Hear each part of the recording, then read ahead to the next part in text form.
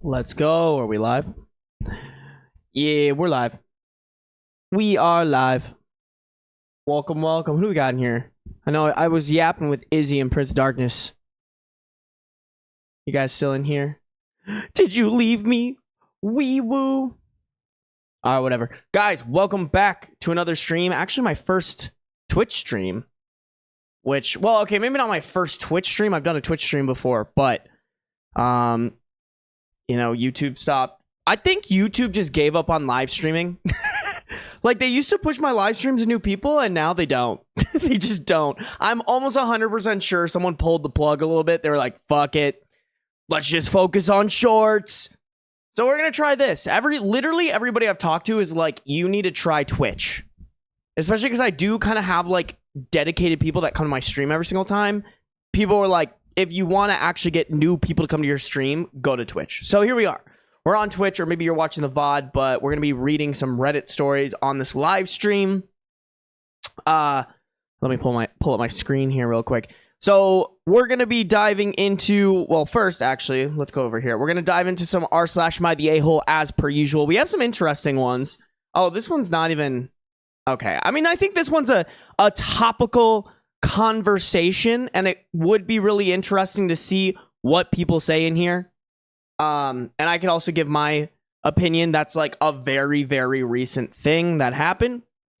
And then we could go over here as well, and we'll do a bunch of r/best of Redditor updates. And that'll just be over the course of the stream. If you are coming to the live stream and you want something more concise, I guess is the best way to put it. Like, I go on tangents on these. I get off topic. Like, if that's not your vibe, go to my YouTube channel. On my YouTube channel, I like cut everything down, make it all nice and neat for you guys. No, I get it. I'm also that way. I don't watch very many live streams, but I love like long podcasts that are edited well. All my stuff's edited super well on my YouTube. Or honestly, guys, my Spotify and Apple Podcasts has been ripping lately. I don't know if you guys follow me on Instagram. If you follow me on Instagram, oh shit, so whacked my mic. If you follow me on Instagram, I've been absolutely ripping on Spotify and Apple Podcasts. If you guys could, anybody in here, I see Gender Ghost. Hello, Gender Ghost. If you guys at some point, doesn't have to be during the stream, it can be after. If you guys could go to my whether you use Apple Podcasts or Spotify, go leave a review.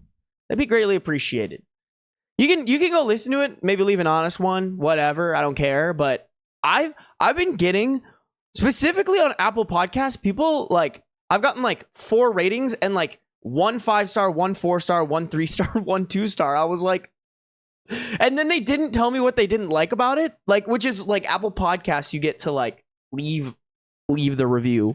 You get to like, hey, you fucking suck and this is why. But they didn't do that. Like, if you don't enjoy it, at least let me know why, to see if it's fixable. But anyways, I'm getting heated. I'm just yapping, guys. How we living? What is everybody saying in here? Finally, I can see. I'm so glad you can't see who people follow on Twitch. My shit is degenerate VTubers. It feels that way unless I go out of my way to watch people's YouTube streams. I don't get them. Yeah, no, that's how I feel now. Like, I feel like somebody was like, we have to pull the plug on like pushing YouTube streams. Which actually, someone made a good point. Streams are probably really hard to make money off of, because they probably cost a fuck ton to host. Dude, Beans is like, I don't even know what he's doing. You see him? He's like underneath the thing. I don't know what homeboy's going for over there, but he's chilling. That's my son. That's my baby boy. He J chillin'. Gender Ghost is in here. Gender Ghost, always good to have you. Even though I know they stream on YouTube. Oh no, not politics. I'm not going to be able to shut my yap. No, dude. Here's the thing. We're not going to dive into politics. I just want to talk about what happened, because it's been all over the internet. It would be really stupid if I didn't. But we're not going to yap about politics or anything like that. What do we call Ben's channel points? Oishi points. That's good. Guys, you have no clue. Oishi's going to make a comeback. Just you wait. What are channel points, though? I don't even know what channel points are. Is that like, do you get points for like coming into my streams more often? Oh shit, we got 7 viewers in here, guys. Appreciate you if you're in here. But I want to give you my monthly Prime sub, but I don't know if you have it turned on. Probably not. Don't you have to like qualify for that? I'm guessing I don't. Izzy, I will do the that's actually pretty cool. I'll do the math on that. But I'm guessing I don't have that yet. You need me to draw you some emotes? Yes, Prince of Darkness. I would love that eventually. I wouldn't do it unless I can pay you though. So we'll discuss that. Let me just get through my first live stream here and then we'll rip it. Okay, guys? All right? My nails are severely intercepting my spelling capabilities today. That's okay. One thing I don't like about Twitch is that it's very hard to figure out if you've got delay. You get points for watching and chatting, and you can make custom redeems for them. Okay. Interesting. What can you redeem? Oh, like I can make redeems for you guys, like yap with me for 10 minutes or something. Private stream for the private stream gang. Oh my god, guys, look at look who's with us. It's the baby boy. It's the handsome man. Oh, wow. We got a first-time chat from, I think that's Russian, maybe? I don't know. But welcome to the stream. I appreciate you. That's my baby boy. Sorry, guys. I feel bad if, like, there are new people in here. Like, we are not into the reading part. We're in the yapping part. I apologize. If you're here and you're like, shut the fuck up and read, just wait. Just wait, you guys. I promise I have some good stories for us. There's some right here. I do want to talk about this. We're not going to get into politics, but I do want to talk about this and maybe read some stuff. I might make like a little mini video just because I do think it's very topical right now. Very, very topical. Hold on. Let me get through the rest of chat here. Oh, by the way, guys, in terms of delay, how do I put this? Like, the options to stream on Twitch are different than YouTube. So, like, on YouTube, I was able to go in and change the latency stuff inside of YouTube. Twitch didn't ask me any of that stuff, so I actually don't know. On my screen, though, the delay doesn't look like a lot. Like, okay, I'm going to move my hand right now. And right now, I'm moving it. So, like, it's not... I don't think it's too much of a delay. I'm pretty sure I have it on, like, ultra high latency, because my internet should be good enough to where I don't need to have a delay. Okay, good to know. Thank you guys for explaining channel points. I might need to go look up a video that's like how to Twitch stream for dummies. Play sounds, unlock certain emotes. Okay. Prices are very public. Prince of Darkness, send all that information. You have a mustache like a fox. That's so funny. What? Like a fox? Do foxes have mustaches? Hold on. Hold the fucking phone. Fox mustache? What do you mean, bro? Fox animal, not Fox News. Isn't that so stupid? Oh yeah, I kind of see it. I kind of see it a little bit. Bro's got a little bit of a mustache. Oh, that's not a big picture. Okay, all right. Interesting. I have a mustache like a fox. I have not heard that before, but I'll take it. I will take it. You got to establish some chat rules eventually. Okay. All right, we will do that. We will do that, but right now, I just wanted to get this out of the way. Hop on. Guys, let's get to the reading Reddit part. Oh, you know what I didn't actually do? Let me post in all the channels and stuff. So we got this one. Oh, hold on. Sorry, guys. I'm pulling it up on my computer so I can copy and paste it. Okay, here we go.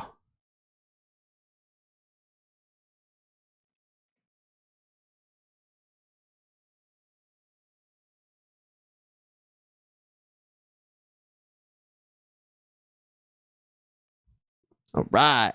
Cool. I still don't have a profile picture, I guess, on the link. Also, the other thing we need to post on, guys. Little plug here. Welcome to my Patreon, guys.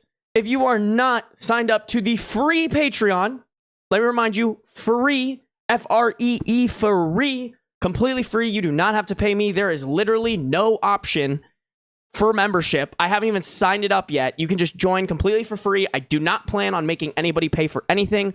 But if you do sign up, you get early access to videos. You get access to these where I don't put these anywhere else. This is just on Patreon. Sarby yaps. I literally just yap. I definitely want to build this out. But for right now, for what it is, this is what we're going to rock with right now.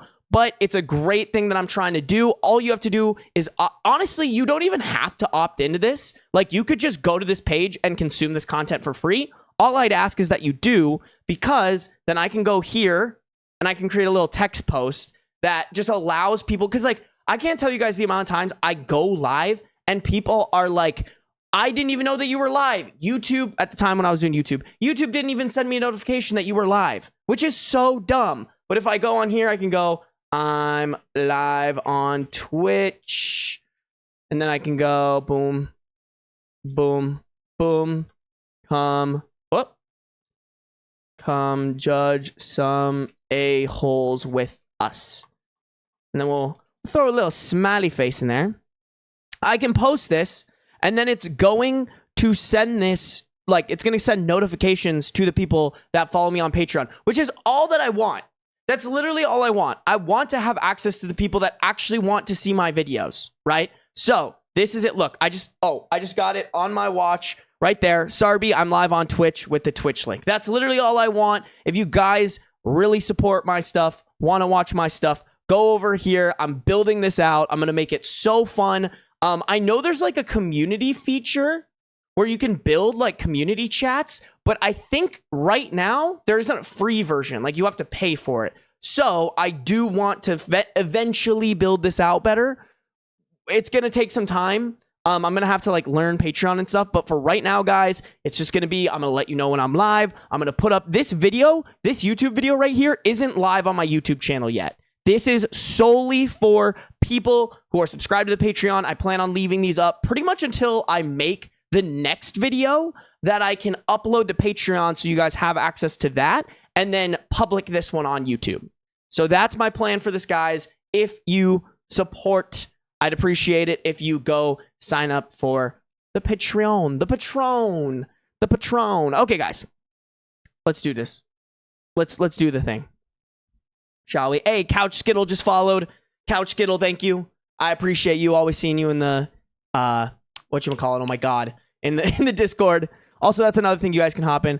SM loves you. Can you, bro, you look like the Russian drug dealer. What are you doing on Twitch? Take a gun and scare the local drug dealers.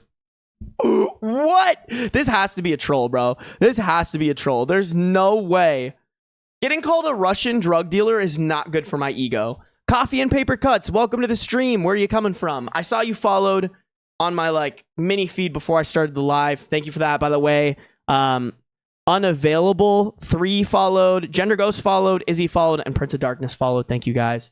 I appreciate you. Okay, let's talk about this. And I don't want to spend more than like 10 minutes on this. I just want to see what other people say. Am I the a-hole to think it was set up that Donald Trump was shot for sympathy vote? After watching the video, it seems like it was a way to get sympathy from voters. How far would he go to get votes? So here's the thing, guys. I would not put it past... If it came out that this was the case, that it was all set up so he could get sympathy votes, I wouldn't be surprised. Oh, hi, Beans. Beans is going to chime in. However, I do think... It's one thing to have shots fired at you. It's another thing to like actually get hit by one. You guys know how I lean politically. You definitely know how I lean politically. I do not support Trump. That being said, I think it would be absolutely insane to get, like, it's one thing if he got hit in the arm. It's another thing, dude. He just fucking yoinked my mouse. Dude, okay, come here. Dad's got to get serious. Come here. There you go. It's one thing to get like, it's one thing to get like shot in the arm. It's another thing right next to your head. A couple inches over, dude's dead, you know? So that's the biggest reason you have to be a literal sharpshooter to try to hit here, right? But I will say, you guys, it is extremely sus. It is extremely sus that happened in the first place.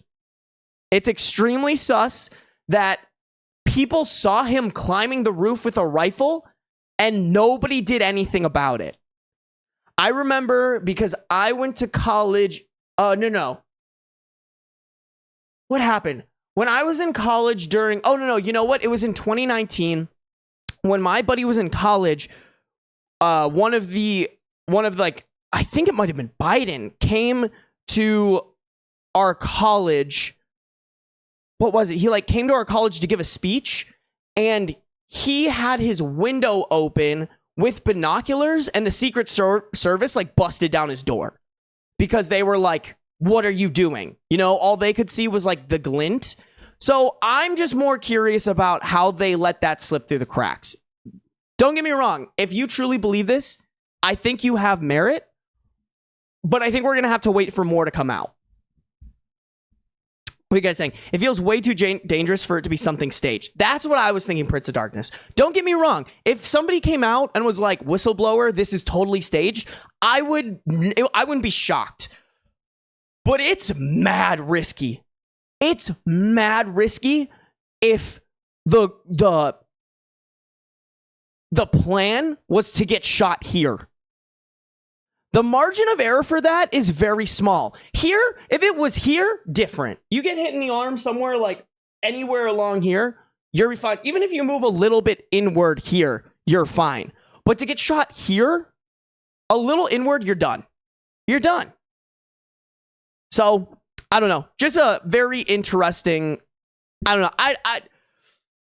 I'm a firm believer, don't wish death on anybody, but holy shit. That's insane. That was not in my bingo card for 2024. Unless it was a BB gun. I doubt it was a BB gun because it killed somebody. I wouldn't be surprised if it was staged, but we'll have to see. I think, I don't know. I could totally see something coming out. I also don't trust anything right now because there's so much fake news. For example, I saw, I think it was ABC News posted a picture of the guy who did the shooting, and they had two pictures. And so that got spread around. And then it came out that one of the pictures that people used was somebody else. It was a lookalike picture of the guy that actually did it, who was just pointing out that he looked like the guy. So I don't know. I don't trust news because it's not necessarily about is what I'm reporting true. It's will what I report get advertiser dollars? So just keep that in mind. Just keep that in mind whenever you're doing stuff like that. Also, good to see you in here, Maverick. Thank you for the follow. I'm glad people are translating over here. The guy was using iron sights? Yeah, holy crap. If he was using iron sights, that's insane. That's actually fucking batshit crazy. There's no way. Let's really quick, guys. Let's see what other people are saying, though. Because I'm very curious. I'm not the most reliable source in this situation, you know?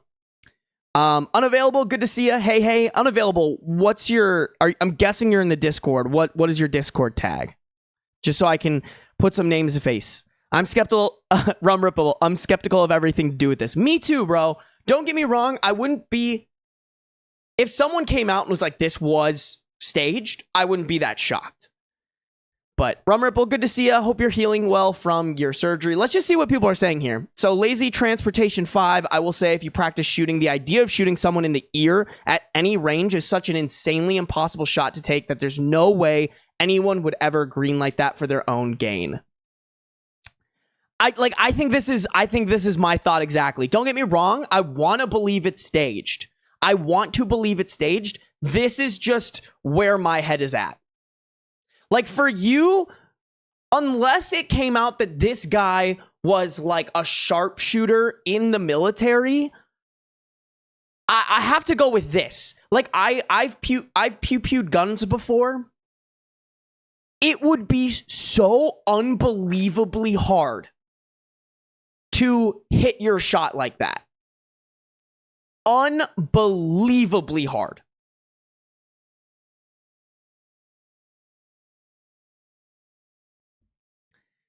Yeah, I'm pretty familiar with firearms. That shot has far too much. Excuse me. That shot has far too small a margin for error to be a stunt. That was pure luck. Trump didn't die. Nothing more. I'm as left as possible to be, and I don't think this was a setup. Agreed. I'm far left, but let's leave the conspiracy misinformation. But let's leave the. Excuse me. Agree. I'm far left, but let's leave the conspiracy, misinformation, post-truth world BS where it belongs, not here. I loathe Trump. This was likely an assassination attempt. Here's the thing, guys. Here's the thing, and this is how I'll end it, and we'll move on to something not political. I could see this being the conspiracy in my head that's more likely is that, and you know, people might not like this. The conspiracy in my head that's more likely is that the FBI, Homeland Security, etc., heard about this and let it happen. That is what makes more sense in my head than a conspiracy around Trump planning this to gain sympathy votes.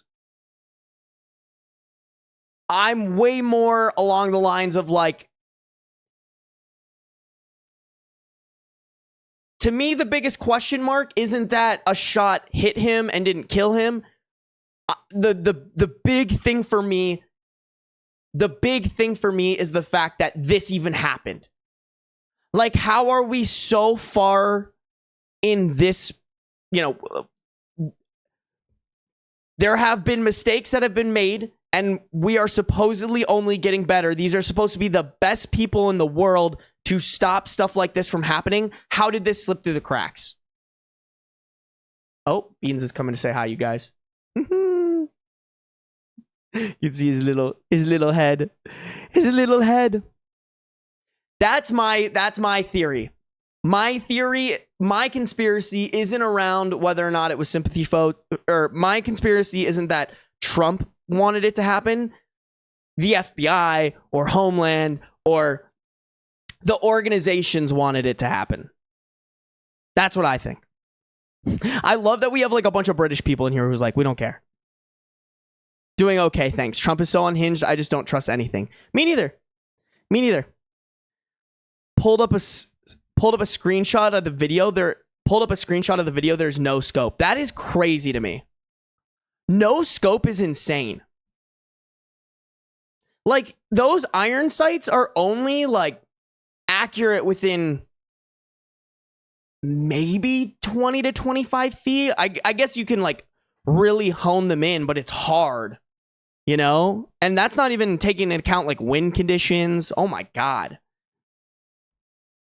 Yeah, how the heck does that happen security-wise? That's what I'm saying, bro. That's so crazy. He's unhinged, but he's very much values himself and thus his safety. I highly doubt he would approve that. Me too. Especially with iron sights. Like, no way. No way, dude. All right, guys. Enough with the political stuff. Let's go into the fun stuff. Oop, that's Beans cam. Sorry, guys. little Beans cam shot. Oh my goodness. I might have to kick Beans out. He's kind of being... He's just getting a little too exploratory for my liking. He's a little bit of a distraction right now. Okay. Let's do it, guys. Here we go. This one was a bunch of these are like top posts of the week for Am I the A-hole? But am I the a-hole for pointing out my girlfriend's bad hygiene? We have a male 28 OP and a female 27 girlfriend. I've been with my girlfriend for 7 months now and went full exclusive 3 months ago. She's everything, smart, kind, caring, and drop-dead gorgeous to me. However, she has worse hygiene than a Neanderthal. Okay, buddy. I don't know if you guys can hear that, but Beans is like whacking my stuff. All right, brother, hold on. You're distracting me. Here. I know. Oh, I know. Oh, I know. I'm just so mean. Dad's trying to focus. I know. I know.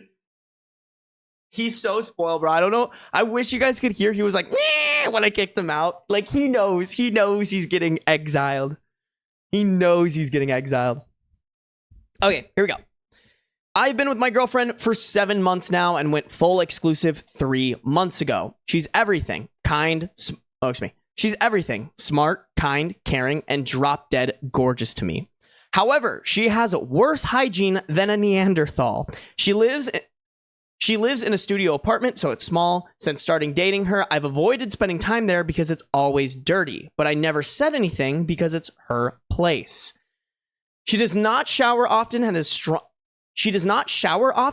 strong BO, like bad enough that I won't have sex with her unless she's recently showered. Here's where it gets bad. She's on her period, and 3 days ago she was having a really rough day. So I called her and asked her to come stay at my place until she feels better, that I can't cook.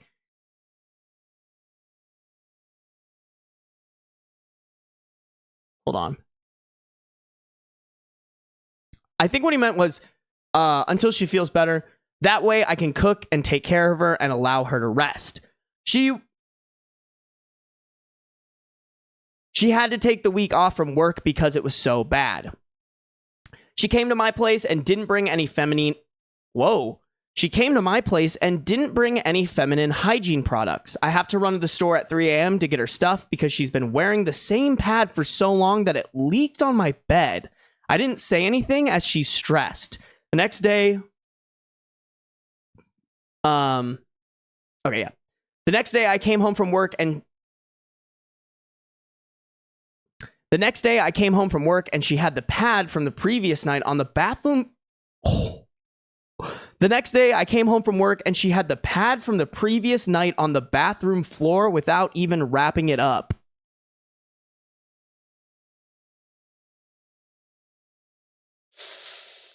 Ooh, that's so gross, you guys. Oh.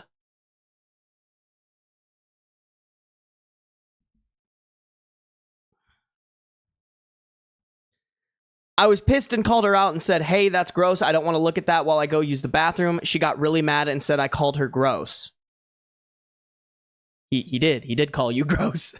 Because it is. I clarified that having a period is not gross and is a natural thing, but leaving a bloody pad on the floor of someone's home is nasty. She lost it and said I made her feel gross and bad. Was I an a-hole for calling her out?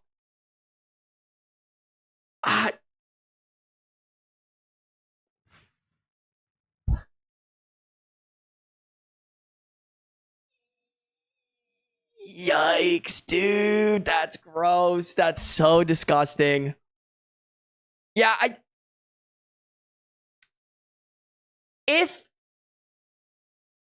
I'm going with not the a-hole because if this was at her place, I think it would be a different story. But this is like his living. This is where he lives. But this is where he lives. So I just, unless there wasn't like a trash can to put it in, that's the only thing I could think of where I'm like, yes, you're probably in fault for here or have some sort of, only if he didn't like have a trash can in his bathroom or anywhere in the apartment would I think, maybe you have a hand in being at fault here. But I'm guessing he does somewhere in his apartment. Somewhere there was a place to put that used pad.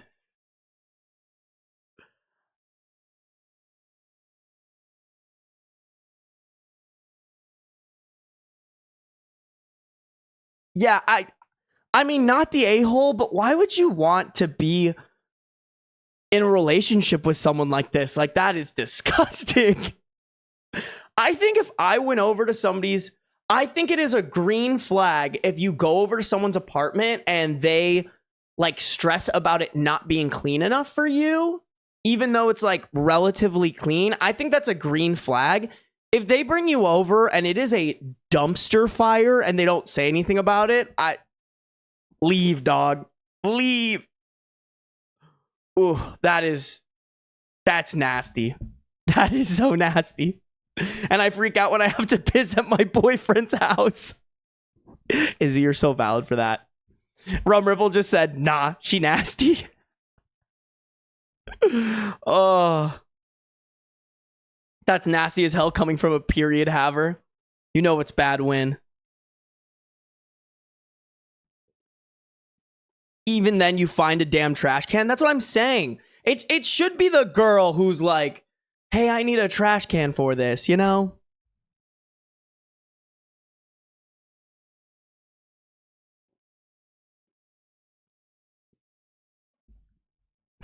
If there's no bin, I wrap it very well and take it with me until I get to one. That's insane. Be right back. It's coffee time. Absolutely. And for her to cry that he's making her feel bad, I agree, man. It's just like, what? I can't believe you can get to the age of 27 and be acting like this. That shouldn't be allowed. Somebody severely failed her, whether it's her mother, whether it's her father. Like, somebody in her life did not teach her properly. Yeah, Rum Bullet said she was 27. Insane. Yeah, the comments are all the same, so we're gonna keep going here. We're gonna keep going. Guys, I don't even have to ask you to like the stream, do I? Hey, we got 10 viewers in here. Guys, welcome to the stream. If you are just hopping in here, we are reading some Reddit stories. We are here for Am I the A-hole for rejecting my friend's request to have an open relationship with my husband? I will read that here in a second. I just really need a mint to get the juices flowing in my mouth, so hold on. We're a little dry. We're a little bit dry. Oh no, we dropped back down to 7 viewers. Gasp. How dare they leave? How dare they leave?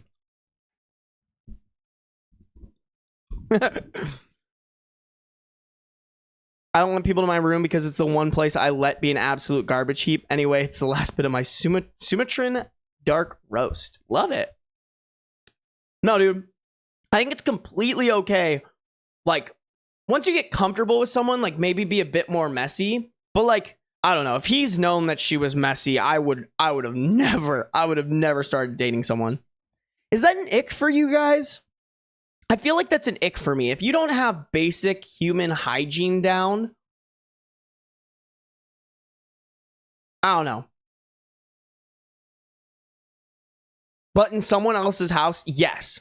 That's like disrespectful to the owner of the house. I think that's super disrespectful. But I mean, you gotta assume too, Rum Ripple, like, if you're getting in a relationship with someone like that, you have to assume that eventually you're going to move in together and then they're going to treat that common living space the same way that they treat theirs, you know? Rainbow Star Fruit, thank you for the follow. I appreciate you. I don't know if you're coming from Discord or you're coming from the Patreon or whatever, but appreciate ya. Hope you hop in the chat here and there. Yeah, I'm not parenting anyone on their hygiene. Immediate no. I agree. It's mostly papers and boxes, though, to be fair. No, I always have some random trash thing that my cat really enjoys just kind of lounging around my apartment. So, all right, guys, we finished the mint. Let me get a little sippy. Call me Edward Cullen with this red fruit punch juice. Okay, guys, here we go. Am I the a-hole for rejecting my friend's request to have an open relationship with my husband? So we have a 30 female OP, 32 male husband, and 29 female friend. I've been married to my husband for 5 years. We have 2 beautiful kids, 5 male and 6 female, and have a very strong relationship and are happy together. Recently, my friend, Lisa, 29 female, confided in me that she has developed feelings for my husband. She said that she finds him attractive and admires our relationship, and she asked if we would consider having an open relationship so she could be with him too. What? Bro, what? Who?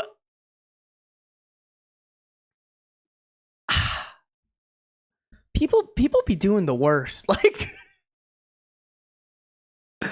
I was shocked and told her no, explaining that my husband and I are committed to each other and that we are not interested in an open relationship. Lisa got upset and accused me of being selfish and closed-minded. She argued that modern relationships should be flexible and that I was denying her happiness. What?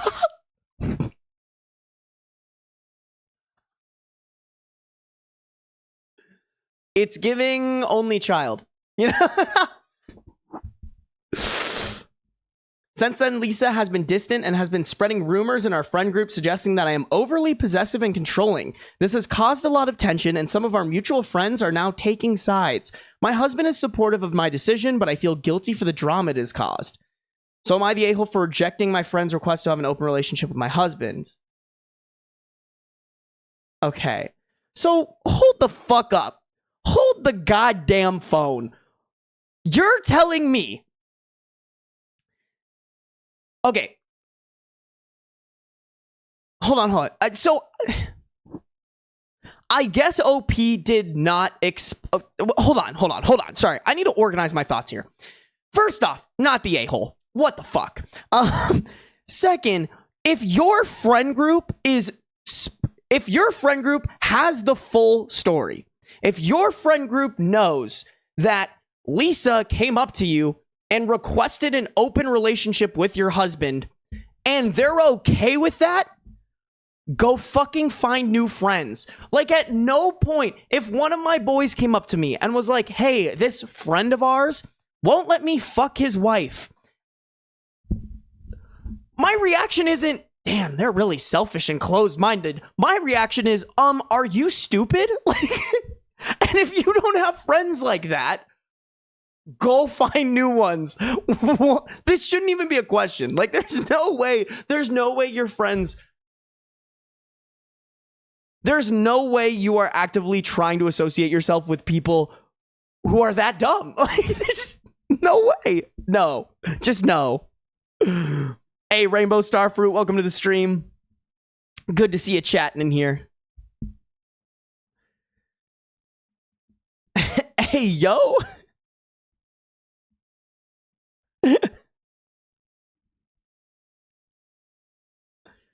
Yeah, no, they're definitely not poly, Rainbow Starfruit. I cannot handle people with such victim complexes. You've already presented me with 2 victim complex stories. I'm sorry, Izzy. That's just what was popping at the top today. What is there to take sides on? That's what I'm saying. There's no way a friend goes up to you and they're like, they won't let me sleep with their husband. What?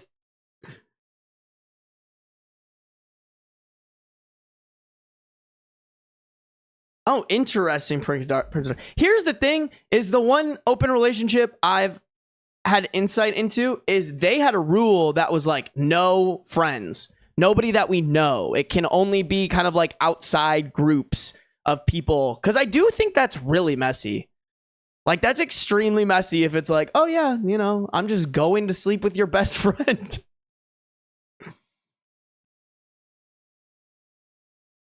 Why is the husband respecting her decision? I think respecting OP's decision. Who's like he's probably like, I don't want to sleep with her either. That's the crazy thing too, is that Lisa is just assuming the husband wants to sleep with her. What? Huh? Who? Okay, let's read these updates. I'm fucking confused, dog. Okay. Update 1. Okay. Oh, here we go. Update 1. After reading some of your comments, I decided to bring the group out for coffee and told them all about what Lisa said and the real story. Okay, that's important. They didn't know the real story. I also showed them the Reddit... Okay. I also showed them the Reddit post. After showing them, there are 2 girls that were still on Lisa's side. So I took some advice from the comments and said, let Lisa fuck your husband, then you can be on her side. After that, everyone was on my side, thankfully. Lisa wasn't happy and all, and they... Hold on. Shut the fuck up. No way. If you are presenting this story, if you are presenting the cold hard facts of this story to your friends and they're still like, you should let Lisa fuck your husband.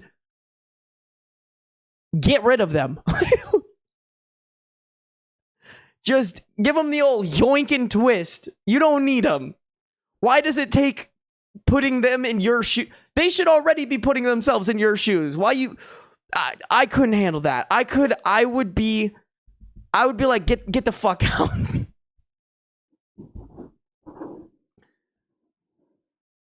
Lisa wasn't happy at all, and she started ranting about how it wasn't fair. She just wanted to experiment something new, and it wasn't even that bad of a request. You're making it a big deal, which I didn't get. Me and the rest of the group have officially cut contact with Lisa, just hoping she doesn't try to reach out. We'll update if something happens. Also, just clarifying that Lisa also asked my husband for an open marriage. He also rejected, saying that even if I would never want to go out with you. I'm thinking of cutting off the ladies that were on Lisa's side for so long, but I'm not sure if they heard a different story or not. Should I? You told them the real story. Yeah, you know my answer to that. You told them the real story. If their reaction wasn't immediately, oh shit, Lisa is nuts, get rid of them. They probably want to sleep with your husband too. At that point, just move. What is this friend group?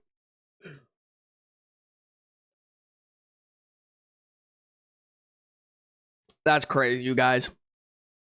That's insane. All right, we're on to the next one. Let's just chillax for a second. Let me sippy on my coffee here real quick.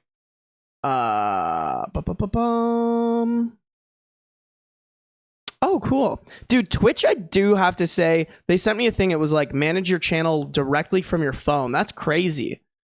I can like do it on my phone. That's wild. That's so cool.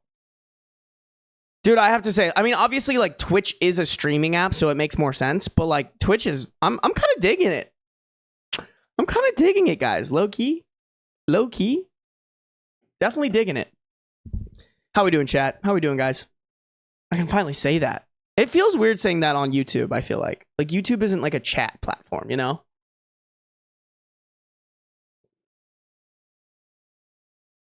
All right. And nobody's responding. Cool. I'm going to read this one. All right. Am I the a-hole for telling a woman off after she asked me to put on clothes at a nude hot spring? So, there's a natural hot spring only about an hour drive away from where I live. It's on public land and a relatively well-known hot spot. Get it? I hated that. I'm already not on his side. The hot spring explicitly allow for nudity, and there are signs up warning prudes who have complained for years that, yes, people are allowed to be nude there. I've been going there about once a week recently, and every time I get nude... Oh, sorry. I've been going there about once a week recently, and every time I get nude. I like to go Sunday mornings because it's mostly empty. Last Sunday, I arrived and stripped down as normal. There was another woman there who was using the springs as well, and I chatted with her a bit. After about 20 minutes, another woman arrived and came over to talk to me. This woman explained her 3 kids were around the corner and wanted to use the hot springs. I could see them down the trail, and they looked to be in the age ranges of 12 to 6. I was really confused because there was plenty of room still, so I told her, very confused, okay. She was trying to subtly tell me what she really wanted, but had to spell it out for me. She then asked me to get decent. I was just taken aback at first and told her no. I wasn't done using the spring yet, and I only had the clothes I was going to wear back home. She then told, not asked, me to leave so her kids could use the spring. This pissed me off, so I told her to go... screw herself, and we argued for a bit. She ended up storming off. The lady who was in the springs got out and told me I'm an a-hole, so I called her the B word. I left about 20 minutes later and saw that the woman and her kids walked back to their car. I waved at her and said to enjoy the hot springs, and she flipped me off. While I was really angry in the moment, I'm starting to feel like I got dragged down to her level and made an ass out of myself. Opinions.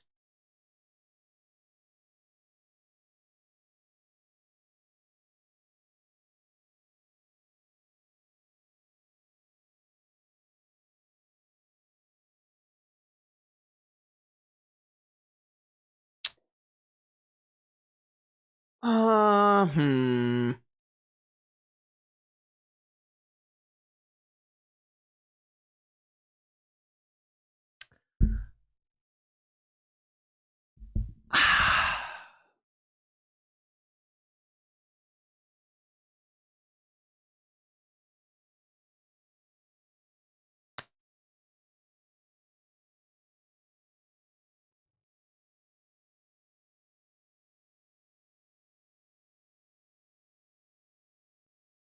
Guys, I'm really deciding here because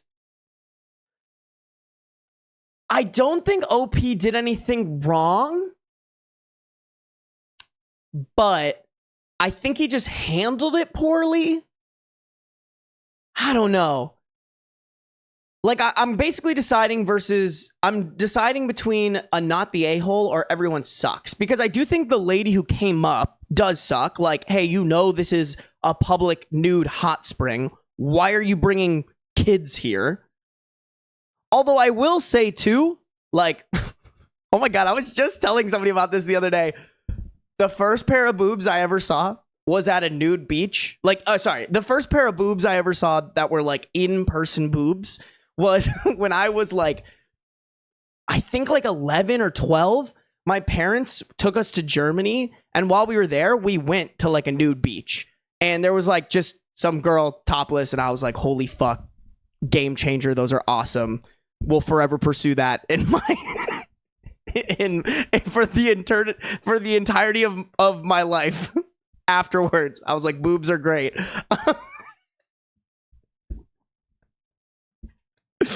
11 for first IRL boobs is mad.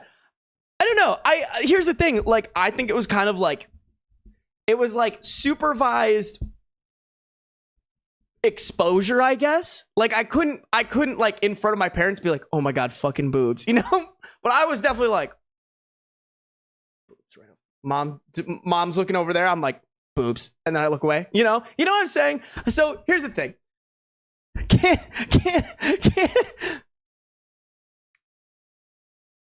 I'm trying to think. I think it really just depends on the kid. Cause like I was the kid where like I feel like my reaction was like, okay, can't let my mom know I'm looking at boobs, but like I'm looking at fucking boobs, dog. Like, you know, like, but I totally know other people who that isn't the case with. I'm gonna go out on a limb here and probably say maybe not the most responsible parent thing to do to take. And I mean, they said 6 to 12. I think if you're a teenager, you're gonna try to do that anyways. Alone. So maybe some supervised nude beach activities are a little bit different.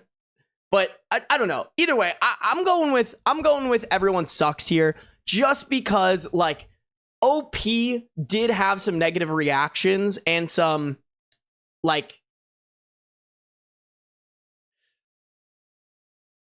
I'm just trying to think, like,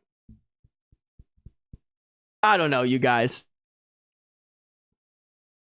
I took a visual screenshot, didn't you? Absolutely, Izzy. I still remember what they look like in my head. Sorry guys, I don't think I'm arguing this one very well. Like, I'm trying to think because like I'm torn. I'm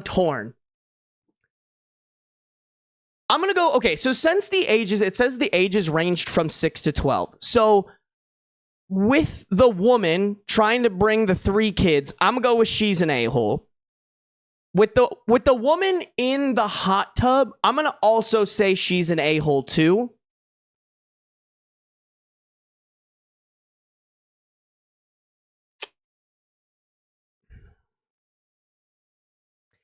Actually, honestly, man, I think I got to go with not the a-hole for OP, because at the end of the day, he didn't do anything wrong.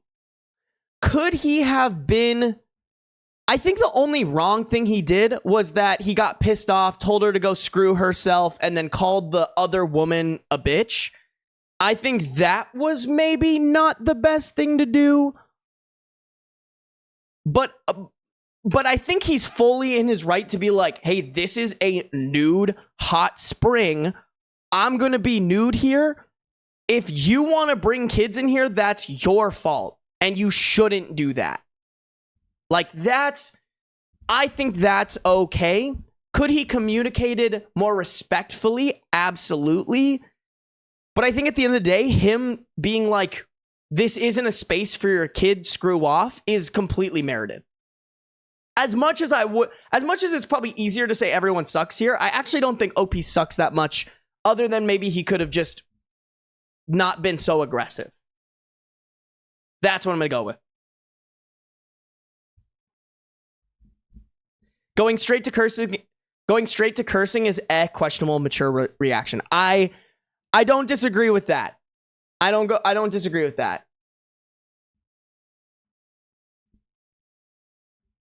But I don't know. He's not wrong. Like, he's not wrong to be like, this is a nude hot spring. Why are you bringing your kids here if you don't want them to see nude people? I don't know. Like, yes, he could have handled that better, but in the grand scheme of things, he's not wrong. I think he might have overreacted a tiny bit, but I still don't understand why the woman would go there with her kids. Like, what? It's a nude hot spring. OP gets to be nude. I agree, Prince of Darkness.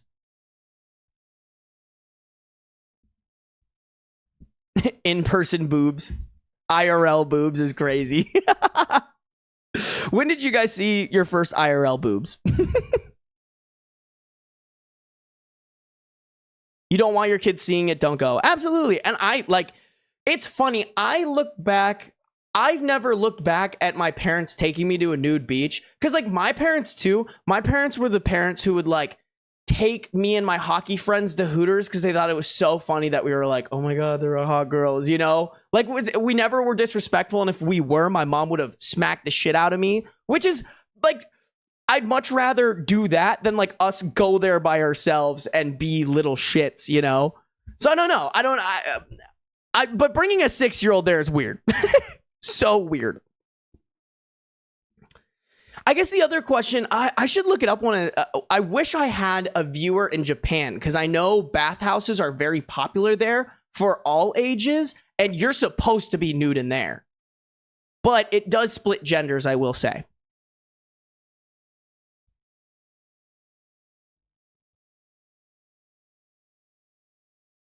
She'll take the kids to the strip club for a buffet and get mad about the dancers.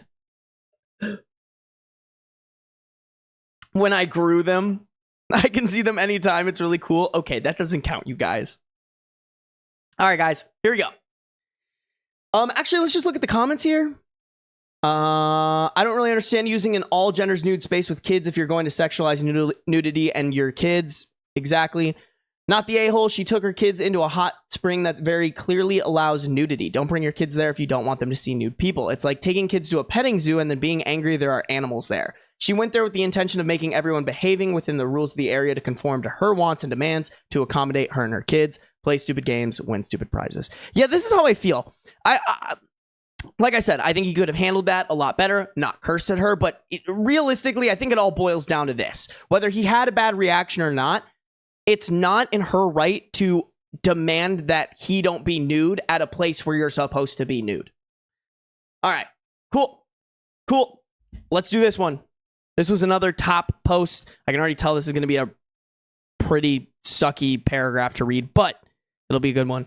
Guys, we got 8 viewers in here. If you guys are not following me on Twitch yet, hit that follow button. We'll greatly appreciate it. Let's keep reading. Also, if you guys could share the stream, that'd be cool. Ooh, what would actually be really sick, guys, if you're watching this on your phone or you're watching it on a TV, could you guys screenshot it or take a photo of you watching the stream and then put it on your Instagram story and tag me at Ben Starbacher? Here is, in case, oh, that's not it.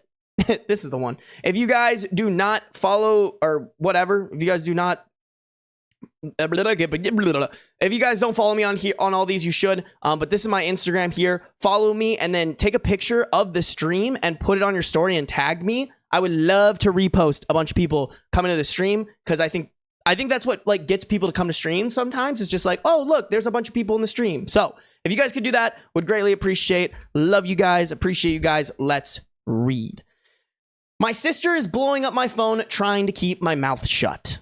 I, 26 female, just witnessed my sister, 32 female, destroy her family and marriage, and now she is blowing up my phone to keep me quiet. A bit of context. Growing up, we were never too close due to an age gap and a messy divorce when I was 10 and she was 16. Our dad cheated on our mom, and we were the ones to find out when we came home early from school. I wanted to tell our mom, but my sister begged me not to. I remember telling mom like it was yesterday and how my sister never really forgave me. After the divorce, our lives blew up. We moved a couple cities away with our mom and had to start brand new. It was especially hard for my sister because she had to leave all of her friends right before senior year. As we've aged, she's slowly gotten over it. She even asked me to be her bridesmaid, which obviously I said yes to. My brother-in-law is the epitome of a golden retriever boy. He is very nice and caring, but doesn't have a lot going on in his head. He works a 9 to 5 while my sister stays at home. A couple of months ago, my sister was in a really low place, saying she was bored and unhappy with her relationship. Now she is as happy as ever, chalking it up to be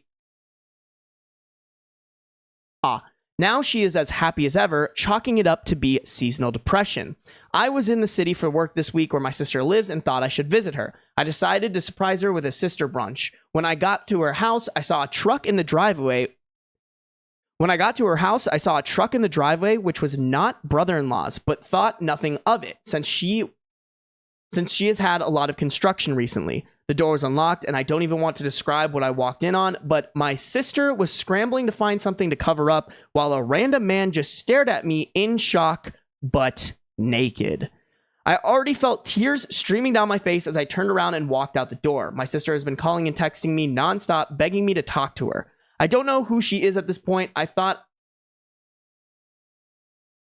that our dad cheating taught her how infidelity can ruin people's lives. I can't support her, and I'm disgusted with what she's done. I'm crying in my car, and I don't know what to do. Please help me, Reddit.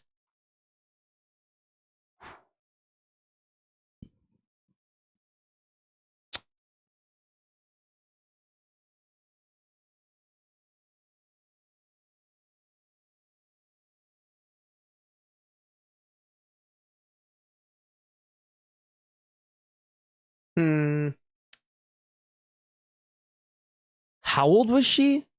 Damn, she was 10 when she told her mom. Holy fuck, dude. I can't even imagine that. Here's the thing. I think the husband has to know. I'm a firm believer in that, you know. I'm a firm believer that the husband should know, has to know, needs to know. What I will say is, like, the only thing differently that I would have done, and she was a 10-year-old, so there's no way, like, I can't even blame her. Like, when you're 10, you're just like, this is what I'm going to do. You don't have any experience at that point. In this circumstance, what I would do is I'd go to the sister and be like, your husband is going to find out. It's just whether or not they find out from me or from you. So I would literally tell them, like, you have until the end of this week to, in some way, shape, or form, tell your husband what happened and what is going on. And that can encompass a lot, right? Like, if she's like, hey, if you just want to, like, send them divorce papers, not even tell them that you're cheating, but just like, I'm unhappy in this marriage, I want it to end. Cool. That is a form of taking action in a way that you should have before you even started cheating. But that is an action you could take that I think is reasonable. And in a lot of ways, some people might argue is better because then, you know, the husband won't be completely torn down by the fact that his wife has been cheating on him. But it could also be the wife goes to him and goes, hey, this has been going on. I apologize. I want to do whatever it takes to keep our marriage going. And they figure it out that way. I would give her even though she doesn't deserve it, I would give her the opportunity to do something like that. And if she doesn't do it, then you go to the husband. I think that's the right move.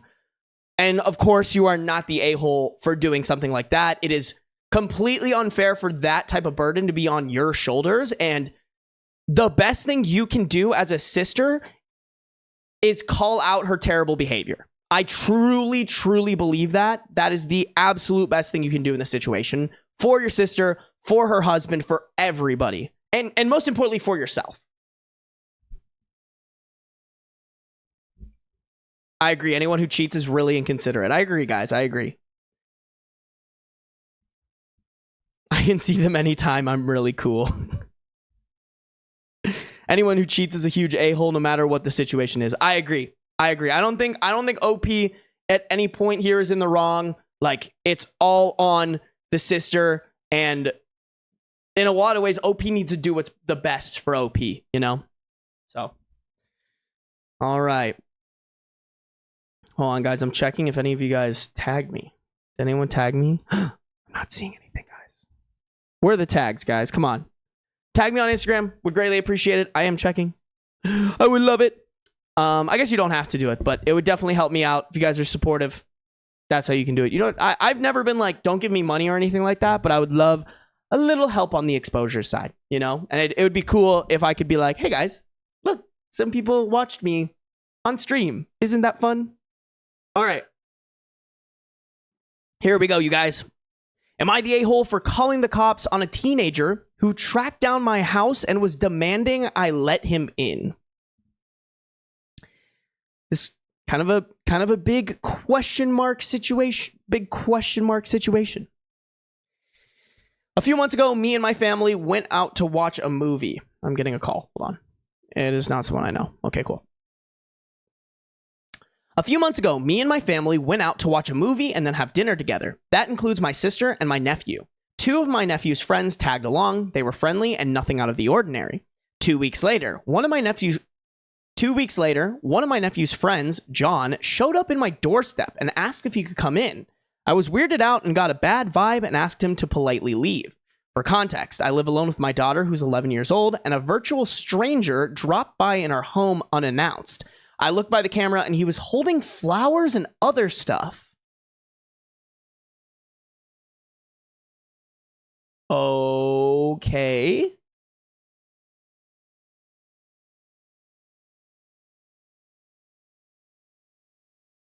So I figured this was just a dumb kid with my crush who thought he could woo an adult.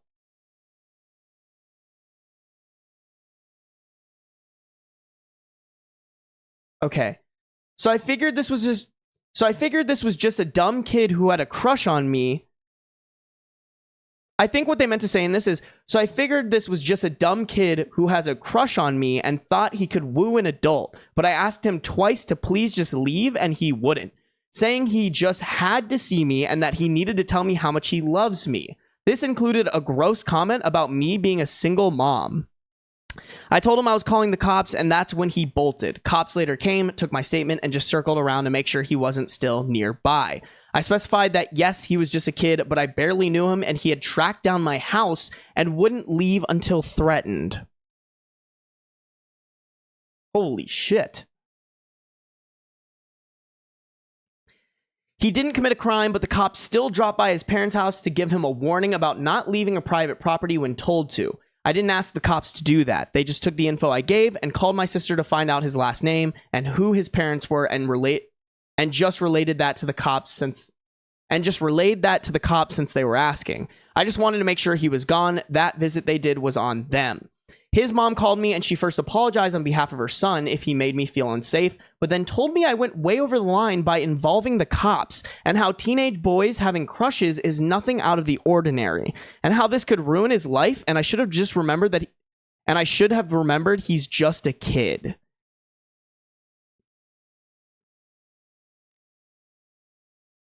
I mean, that's okay, hold on. To top it off, my sister also told me I went over the top and how he's one of her son's good friends and that I should have called her when he wouldn't leave and she would have sorted it out. I went with my gut feeling and I don't regret it.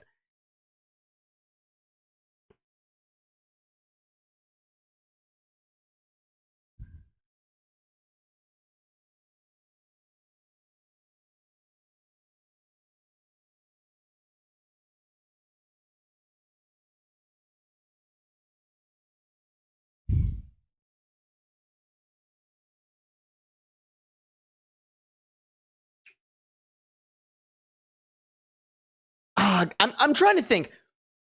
here's the thing. I'm hold on. I'm extremely sympathetic to specifically women, but honestly anybody. If you ever feel like you are in danger, calling the cops is always the right move.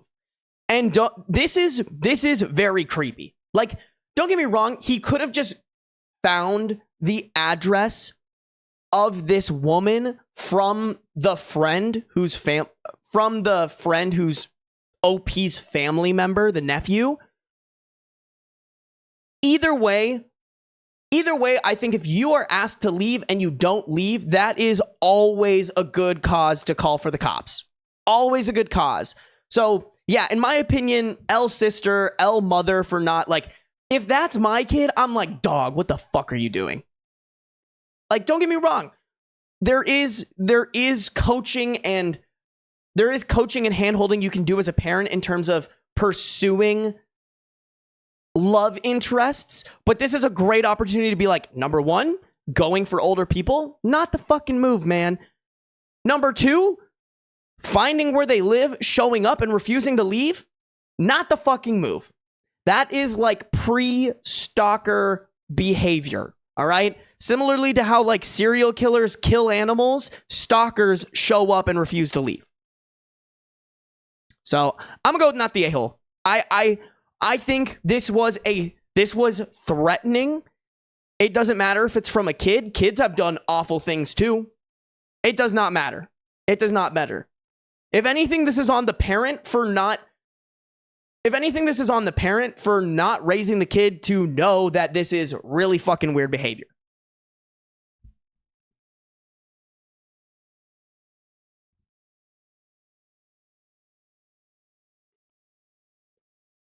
There's no age for becoming a criminal, a stalker in this case, only an age that can be prosecuted. Agreed, Prince of Darkness. Good way to put it. They're talking about football in chat.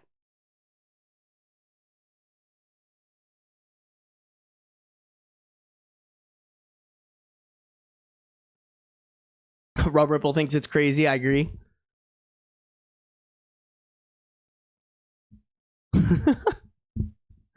No, you guys are just talking football. I get it. I respect it. Rum Ripple getting her football fix.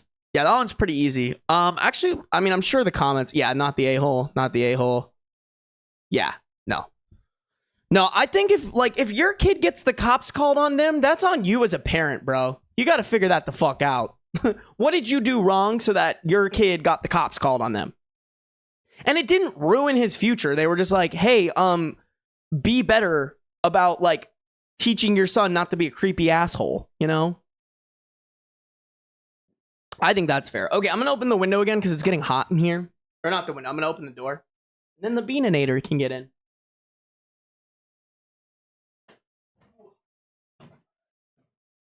Oh,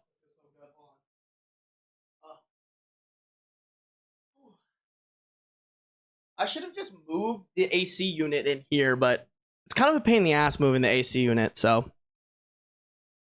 All right. Let's do it. Am I the a-hole for refusing to wear the wedding dress my sister-in-law gave to me as a wedding gift? We got a female 27 OP, 31 male fiance. Okay, I think that's pretty much it. We got a female 27 OP and a 31 male fiance. I met my fiance Jacob when I was 21. We've been together for 6 years and engaged for almost a year out of those. Oh my god. We've been together for 6 years and engaged for almost a year out of that. That's such a weird way to put it. Oh my god. We've been together for 6 years and engaged for almost a year. My mother's wedding dress has been passed down for generations, and I remember being a little girl dreaming of walking down the aisle in it.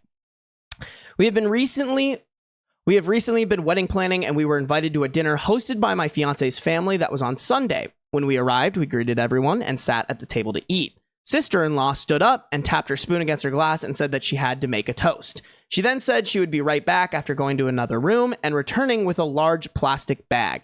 Everyone seemed to be excited, but I just felt confused. I awkwardly smiled as I asked sister-in-law what was inside the bag. She opened it up to reveal her wedding dress from her wedding, which was 2 years ago. Everyone began clapping as sister-in-law announced that this was her official wedding gift to us, and she wanted me to wear her dress at the wedding. I tried to smile, but I guess I didn't do a good job of hiding my disappointment, and everyone began asking me what was wrong. I tried to explain how I wanted to wear my mother's dress and that it was nothing personal, but that I refused to wear my sister-in-law's dress. My sister-in-law began crying as my in-laws began tearing into me and comforting her. I just burst into tears and ran outside. My fiance didn't even come after me, and after crying my eyes out on the steps for what felt like hours, he finally came outside and yelled at me to get into the car.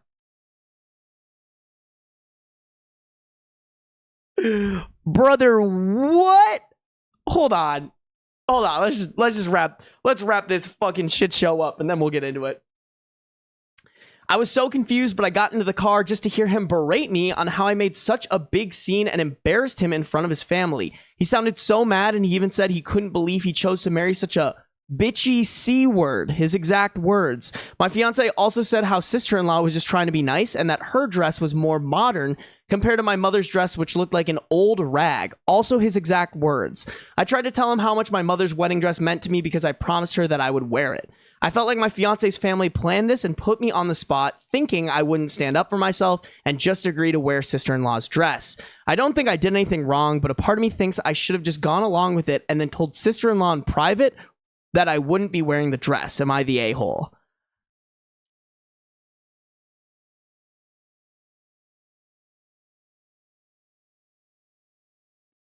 What the fuck? So you're telling me that this fiance wanted to marry his wife in the same dress that his sister was wearing when she got married?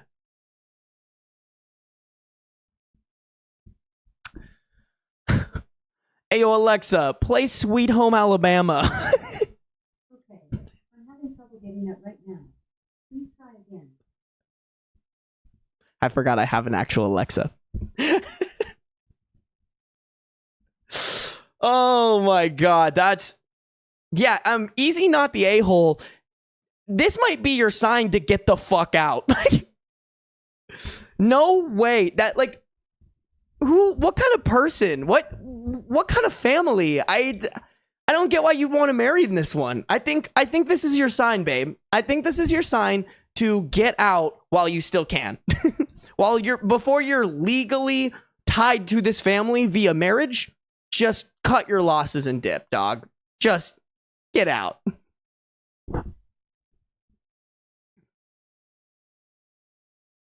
That's insane. Ugh. All right, guys. Oh, that's Beans Cam again. We're on the last story for the Am I the A-hole section of this stream. Save your money, get a cat. I agree.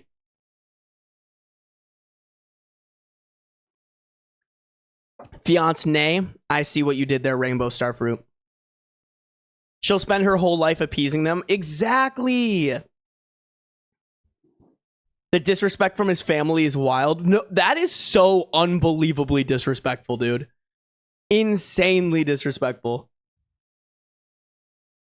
I gotta stand up and tidy. Someone cheer me on. You got this, Izzy. Izzy. Izzy. Izzy. Is that a good cheering for you? Let's go, Izzy.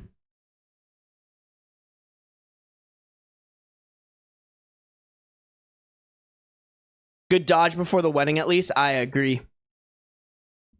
Fiance is mega red flags. Yeah, for him to like say all that, what is wrong with dudes? Dudes be weird. Dudes be doing some fucked up shit. Even this one. This one's a good example of one too. This one actually has an update to it. So I'm really excited for this one, you guys. All right, here we go.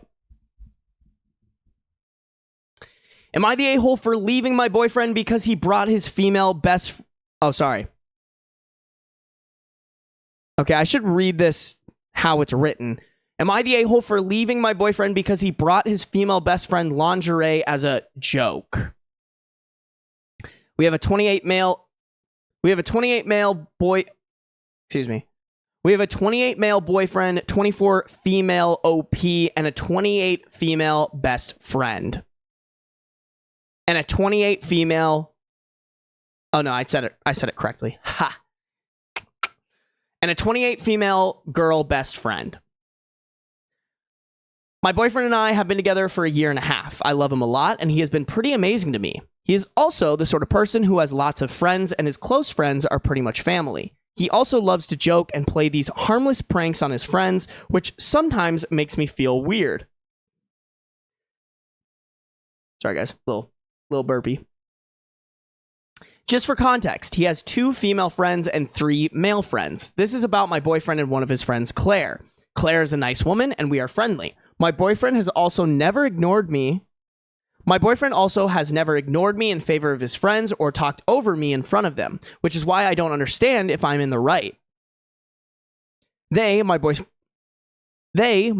friends, had a recently escalated prank fight.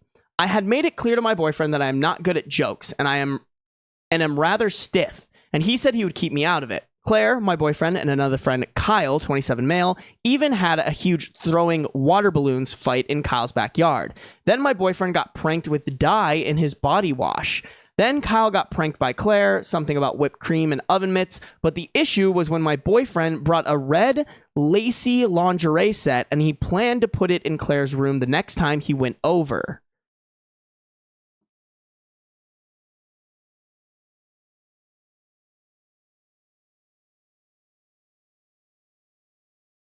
Not really understanding the prank there. I said it was a tacky prank, and why would he buy lingerie? None of the previous pranks have been of this kind.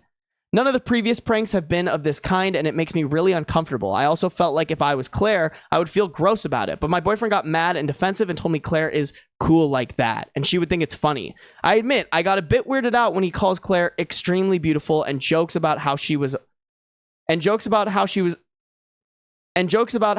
has always been way out of his league. But I thought it was nothing, and they were like family, so I guess it was their thing. However, the lingerie prank had me put my foot down, and I said that he was wrong to give another woman lingerie, no matter who, when he had a girlfriend.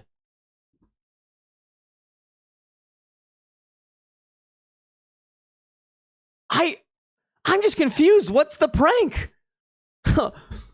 I bought you this really sexy lingerie set that cost me money. Haha, fucking got you. Like, what? What? What? Also very sus if he's like, oh, Claire's so beautiful. She's so out of my league. In front of your girlfriend? Huh? Weird.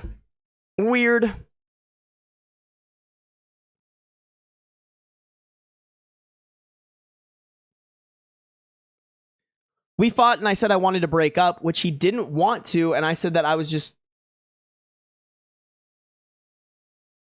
Okay.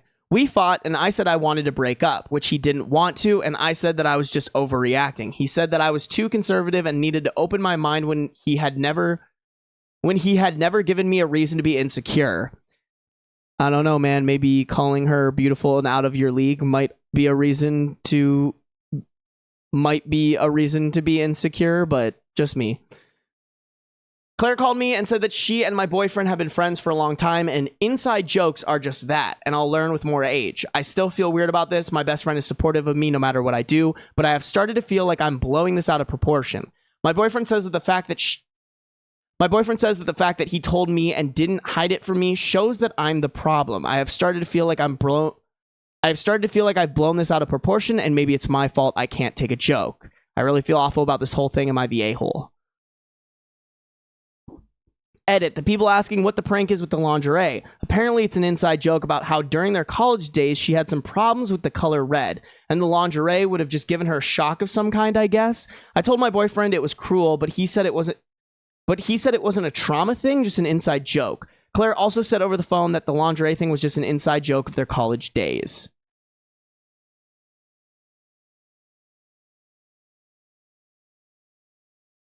So the lingerie part of it isn't even important. Like that is homeboy like adding something That is homeboy making it sexual when it doesn't need to be. Like, it sounds like the prank is around the color red and the lingerie is just extra. Wait, what? I don't get it. I maybe you guys are seeing something I'm not, but I don't fucking get it. I'm going with not the a-hole. This whole thing is sus as hell.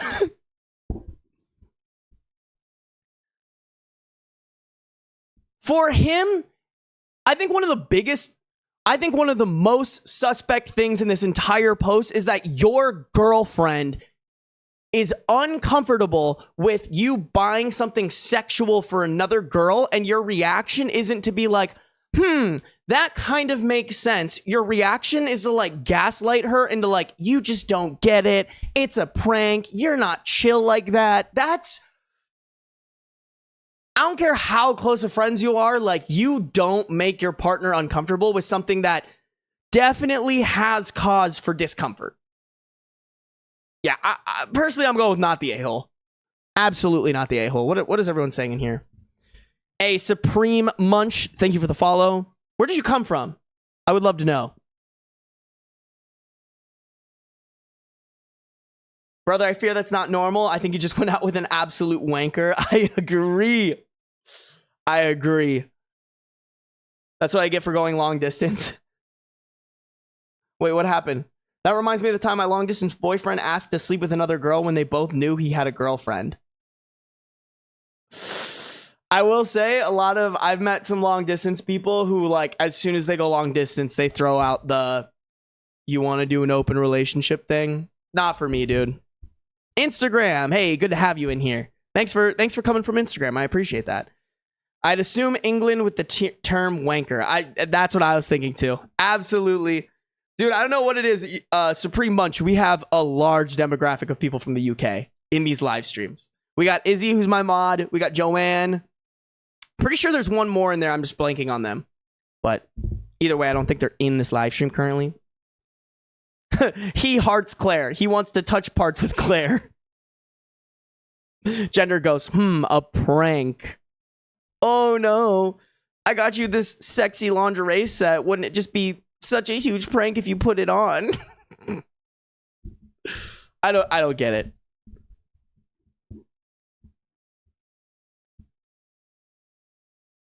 What is Marmite? You guys are funny. You guys are yapping in chat. I love it. Okay. Let's go to the update. How's that sound? We do have an update for this one. Update.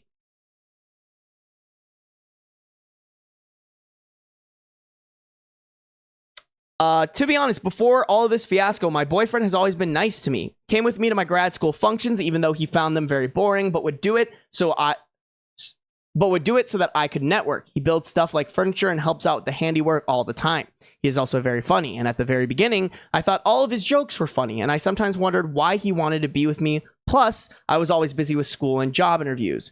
His mom and I even got close. His mom and I had even gotten close, and she has been saying how happy she was that we were together. I'd always ignored his and Claire's weird dynamic because I told myself I was just being insecure. I have male friends too, and I thought that just because we aren't like that doesn't mean my boyfriend and Claire can't be close. Claire has also never been outright mean to me. She was just aloof, and I thought it was just because I was new to the group. To the actual update, my boyfriend and I broke up. I'm sorry, guys, but even after seeing so many replies on how he was cheating, I refused to believe it. I'm still in love with this guy, and he called me like half a day after I wrote this post and asked to meet. I met him, and he said he understood where I was coming from, but I was always too uptight to understand that friendship is a friendship. He and Claire have known each other for years before I came into the picture, and I cannot expect him to just ruin their dynamic. I asked him what sort of dynamic was red lingerie. Why couldn't it be literally any other type of clothing? That's what I was saying. Why lingerie? Like I said, the lingerie just is so irrelevant and it's just making it sexual. He told me he had it with my insecurities and that he and Claire talked, and apparently I was making them sound like cheaters and homewreckers, and that he thought it was better I find someone like me who thought the idea of a fun night was junk food and a movie indoors. I mean, that does kind of sound fun.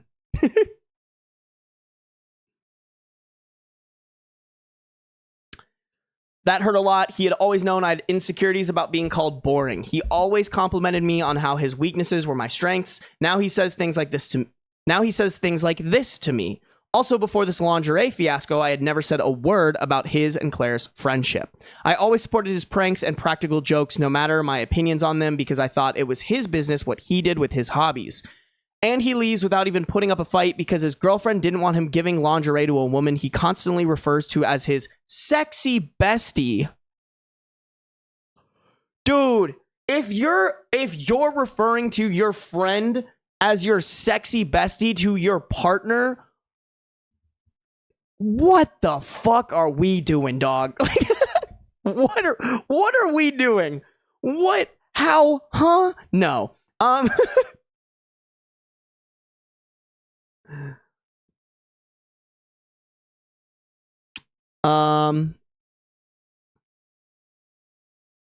Oh, wait. Okay, there we are.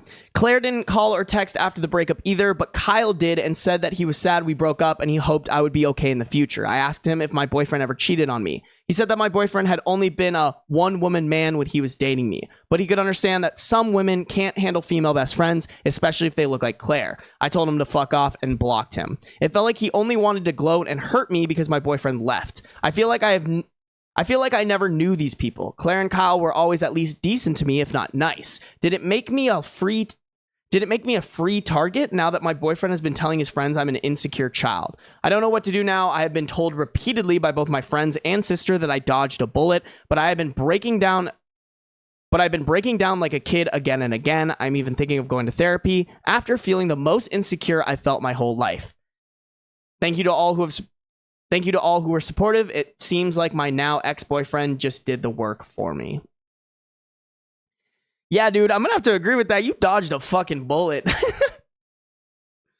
I mean, listen.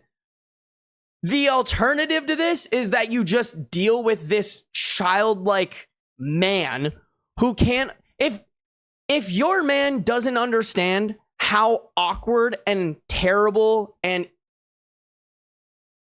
honestly, insecurity inducing situation this type of thing is, you don't want to be with him. This man's an idiot. This man is just going to continue doing these types of things for the rest of your relationship. He's not going to change. He's going to keep gaslighting you into, oh, you're just not cool enough to deal with these insecurities the way that I'm buying my sexy best friend lingerie. No, dude, you're good. You dodged a bullet. Get rid of them. They're going to they'll go find somebody who will deal with that. That's so absolutely awful, bro. I can't fathom that. That makes me sad. That makes me so sad. Guys, chat is popping. Let's go. Good to see you guys in here. Sexy bestie to your partner? That's what I'm saying. He's gaslighting the crap out of her. I agree, Rum Ripple. I smell toxic. Me too, Rainbow Fruit. I need a robot to follow me around and be annoying about stuff. Me too, bro. I'm using Notion because I can customize it and can add literally anything I want / need. I also use Notion. I really like Notion. Notion's good. I actually need to go through my Notion and make it better because it's a little disorganized right now. A little disorganized. A little bit disorganized. All right, guys. Here's what we're going to do. We are now on the best of Redditor updates section. I need to refill my water here. And I also just kind of want to take 5 minutes to break, just take a little breaky poo. Which is just going to be me yapping with you guys. So let me go refill my, let me go refill on water, and then we'll do that. Oh. Okay, cool. Let me refill my water, and then we'll continue on this adventure.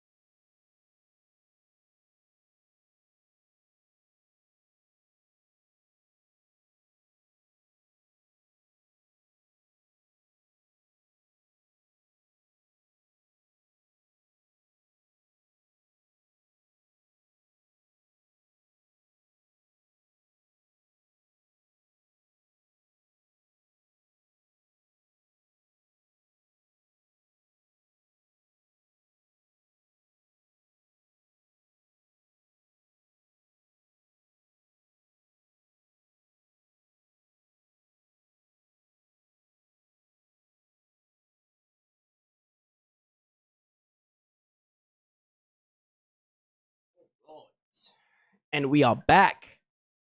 Womp womp. How we doing, guys?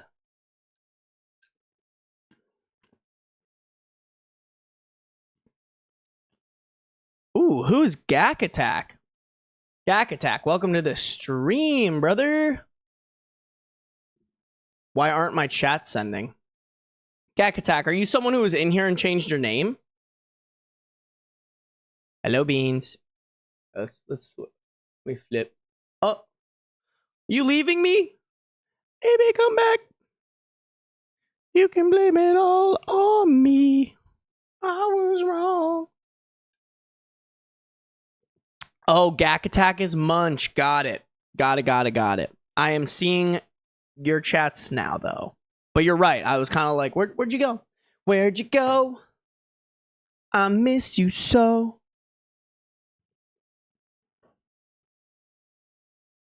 Oh, it's the man. Come here. Come here, baby boy. Come on. Uppies. Uppies.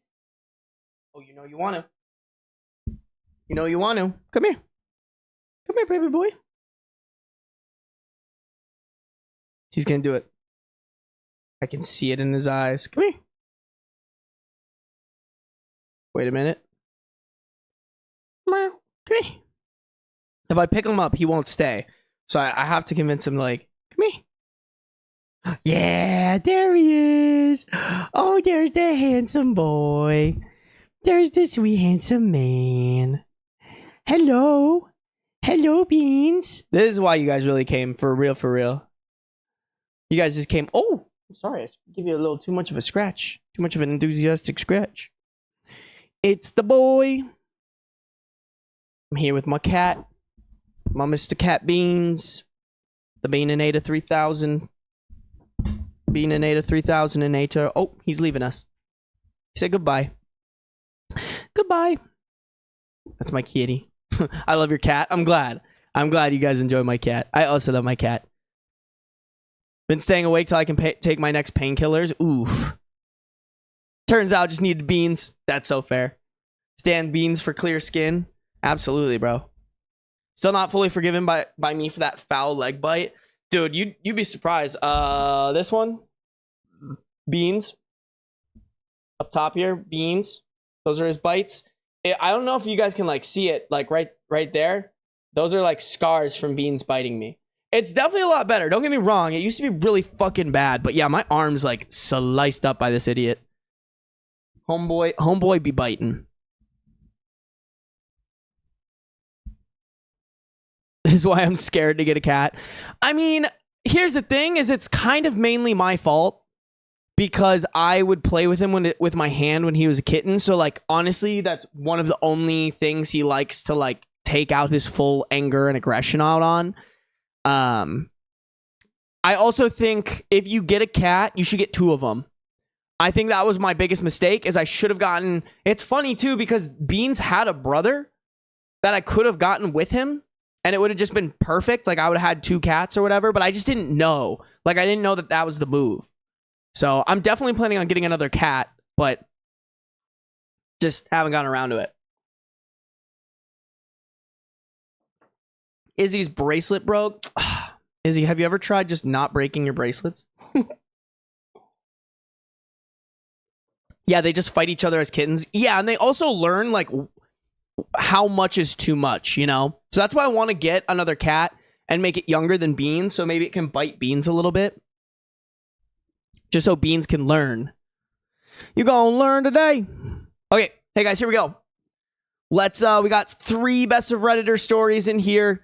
And they all kind of have to do with like marriage and wives. So here we go. Best of Redditor updates. My fiance got a face tattoo without talking to anyone. New update 1 year later. All right. November 4th, 2022, original post. My fiance Kim, I have just learned is completely insane. She took some days off work this week, sick, and avoided seeing most people in person. She claimed she was feeling sick and just wanted to stay home alone. She has never given me any indication that she would lie about this in the 6 years we've been together. No one in her family had any worries because she was a stable individual who would never do anything crazy. She got a face tattoo. She took 3 sick days from work to recover from the fact that she got a face tattoo. She told no one of this plan beforehand. I have never in our time together been talked to about tattoos by Kim. She showed no indication that she was even interested in getting any. I was not even the first to learn. Her sister visited her because she got worried after Kim canceled meeting with her for lunch on her 3rd day sick and got the grand reveal. She didn't tell anyone beforehand because she didn't want to be talked out of it and hid the results because the swelling and redness were so bad that we would react badly and not be able to understand the artistic meaning.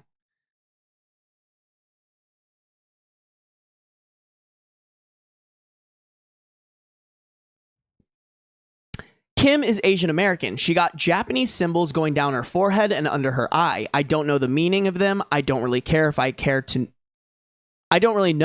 care to know the meaning of them. Kim's parents are Japanese immigrants, according to her sister, who was nice enough to inform me of this whole debacle. This is a big no-no in Japanese culture. Tattoos have links to crime and are looked down upon. Her parents are beside themselves, and that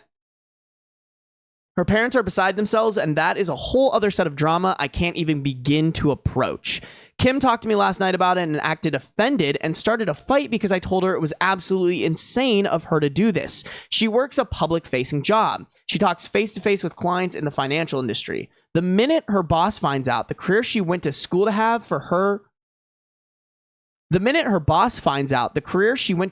for will be over. She actually didn't consider her job or family or me at all and decided a long time ago she was going to express herself freely without any concerns. I'm worried about her right now. This is not normal. She blocked my number after our fight and is ghosting me and her sister because we're trying to help. But dear Lord, this is far beyond me. I cannot comprehend what I'm even supposed to do right now. Kim's lost her mind. Is there any chance I will be happily married to this? A woman who went and got a face tattoo and hid that fact because she knew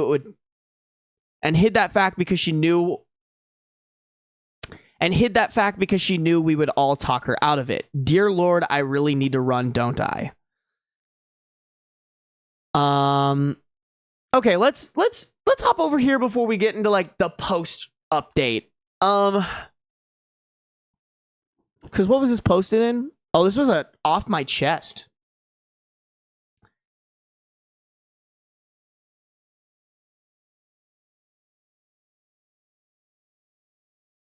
Okay, she got Japanese symbols going down her forehead and under her eye.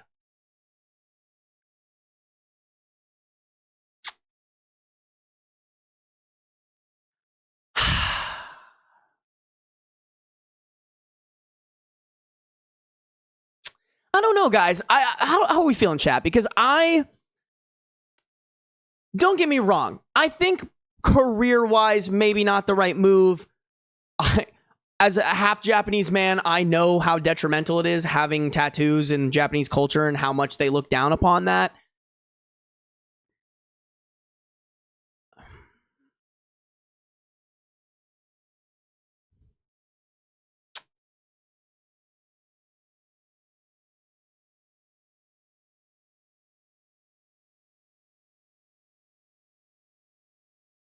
I don't know. I just think the fact that it's so out of left field and that it wasn't talked about to OP, the partner, beforehand, I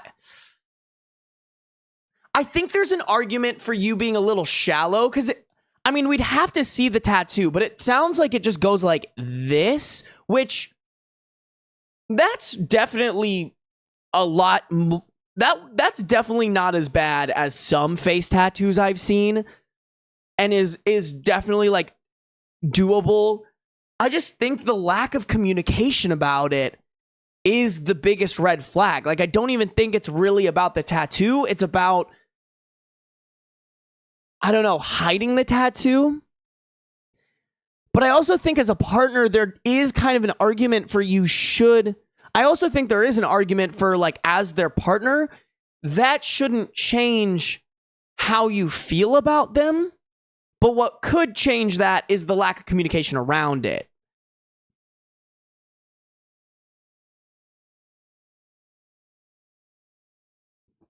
Yeah, I don't know. It's hard. This is really abnormal behavior too, so I'm almost wondering if Kim's having a little bit of a little like needs a little bit of a needs a grippy sock vacation, if you know what I'm saying. Like, you know? Rum Ripple, serious cold feet. I think that could be it too.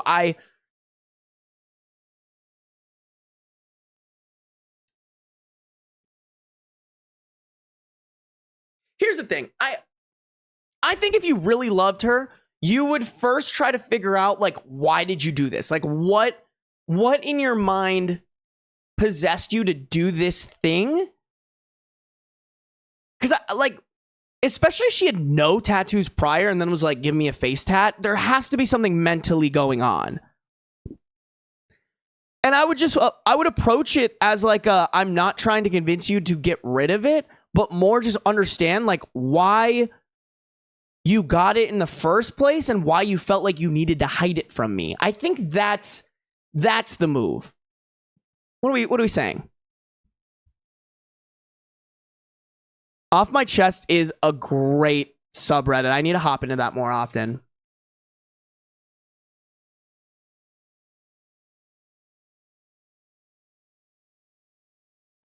Oh, Izzy, hot take. What I'm hearing is she got a shit tattoo and is regretting it, but too stubborn to admit it.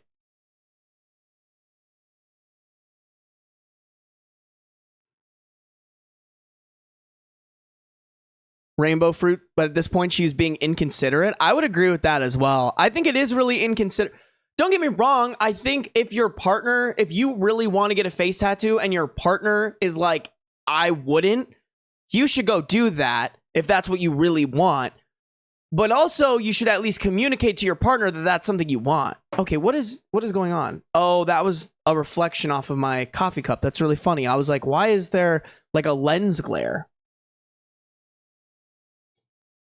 That wasn't my camera, Izzy. God. Izzy, them's fighting words. We're gonna tussle. The first time I meet you, we're gonna tussle. Me and my mod, bro, we're gonna sell tickets to a boxing event between me and my mod. Who cares about YouTuber boxing? What about creator and mod boxing? All right. So sassy for what? Sarby summoning the spirits, bro. Of course. Why wouldn't I? Grippy socks are ironically goated. No. I want a pair. I absolutely want a pair of grippy socks. That's so fucking awesome. I'm going to cheer for Izzy. Honestly, fair. Izzy would probably beat my ass. She has like a full 6 inches on me. Sarby has a Discord. Stream Gang is the exclusive chat for stream viewers. Exactly. Oh, I forgot. People can do like, I can set something up that's like ! Discord. You should definitely hop in the Discord if you are not in the Discord. All right? Go hop in there. Thanks, guys. Ben's just really mean. I'd win. I'm so tall. You are, bro. Izzy, I saw you post that photo with you. I like swiped up. I was like, fuck, I forget how tall you are. But guys, like, Izzy's fucking tall, dude. Izzy is tall as shit. Izzy be kind of fucking tall, bro. Imagine what she'd do to Ben. Dude, Izzy would break me. Okay, here we go. Okay, so this isn't really an update, but it's kind of this isn't really an update, but this is kind of an update. This is just like what they edited onto the original post. I read through some replies, but I can't really respond to all of you, so I'll just update here. The engagement is pretty much off. Kim has told me she never wants to see me again, and I woke up this morning with her ring and a box of stuff I gave her on my porch. I don't know what's going on with her. Her sister and family have been trying their best, but nothing on their end is working. I brought up to her sister the idea this is a mental breakdown, and they are looking into getting her help. It's painfully slow, considering Kim is not responding to anything and is refusing to talk to anyone. I really don't know what to say here, I guess. To answer some questions, Kim is 29 and I'm 28. In the 7 years I've known her, In the 7 years I've known her, she has never acted like this at all. She had a good relationship with her parents, and while they were a bit overbearing at times, they supported her in going to college and getting a career rather than starting a family. From what I've gathered, they probably would have been fine with any tattoo she got as long as it was not on her face, neck, or hands. Even then, this kind of behavior is as far from Kim as I could have imagined. She just lost her mind out of nowhere. It's not like I can do anything about it either. She's blocked my number and does not want to see me. I'm just at a loss for words. One day I'm engaged and the next I'm not, and my ex has a face tattoo. Okay. Whoa. Okay, I shouldn't have kept scrolling. Holy shit. All right. Hopefully you guys didn't see that because I kind of maybe spoiled something, but we do have 2 updates here. I say we just hop right into the updates. Update 1, 8 months later, July 27th, 2023. About 9 months ago, my ex-fiance Kim got a face tattoo without telling anyone. This was just the start of her doing everything she could to ruin her life. She broke up with me and called off our 7-year relationship when I questioned why she did this. She worked in a client-facing job for an incredibly large financial institution and was let go within a month of showing back up for work after getting the tattoo. I kept in contact with Kim's sister, hoping for some news. They tried to get her help as they thought she was going to have a kind of psychotic break. However, she eventually called the police on her own family, claiming they were harassing her. After that, I decided to just walk away. Kim didn't just destroy her own life. When she broke up with me, I felt numb. I knew this wasn't Kim doing this. I wanted to believe deep down that Kim was always like this, always this impulsive, crazy who would ruin her life by getting a face tattoo. I tried to convince myself that I had not lost a wonderful woman who I had spent 7 years of my life with. However, the person who made these choices was not Kim. The woman who told me over the phone she hated my guts for not supporting her. The woman who wrote she hated me and only ever stayed with me out of pity. That was not the woman I asked to marry. That was not Kim. That was someone who I came to find out was having a mental breakdown. That resulted in months of bad decisions that will affect the rest of her life. The day I walked away and told her sister I could not deal with it anymore. Hold on. Water, guys. Sorry. Water. The day I walked away and told her sister I could not deal with it anymore was the worst day of my life. It hit me like a train. The numbness and denial of what I lost hit me all at once. I almost quit my own job and moved back home to my parents. I can only thank my boss for being so understanding that she let me take 4 weeks off to deal with what happened. She and the rest of my team went far beyond what should have ever been expected of coworkers and management, that it makes me realize how close I was to leaving a job I actually enjoy. I never moved on from Kim, but I came to accept what had happened. I thought I was okay until 2 weeks ago. I got a call from Kim. She had blocked my number and done everything she could to remove me from her life. My mind just blanked when I saw it was her calling. I picked up and it was actually her. We didn't talk. I did not know what to say to her. We decided she would come over to my place and we talked.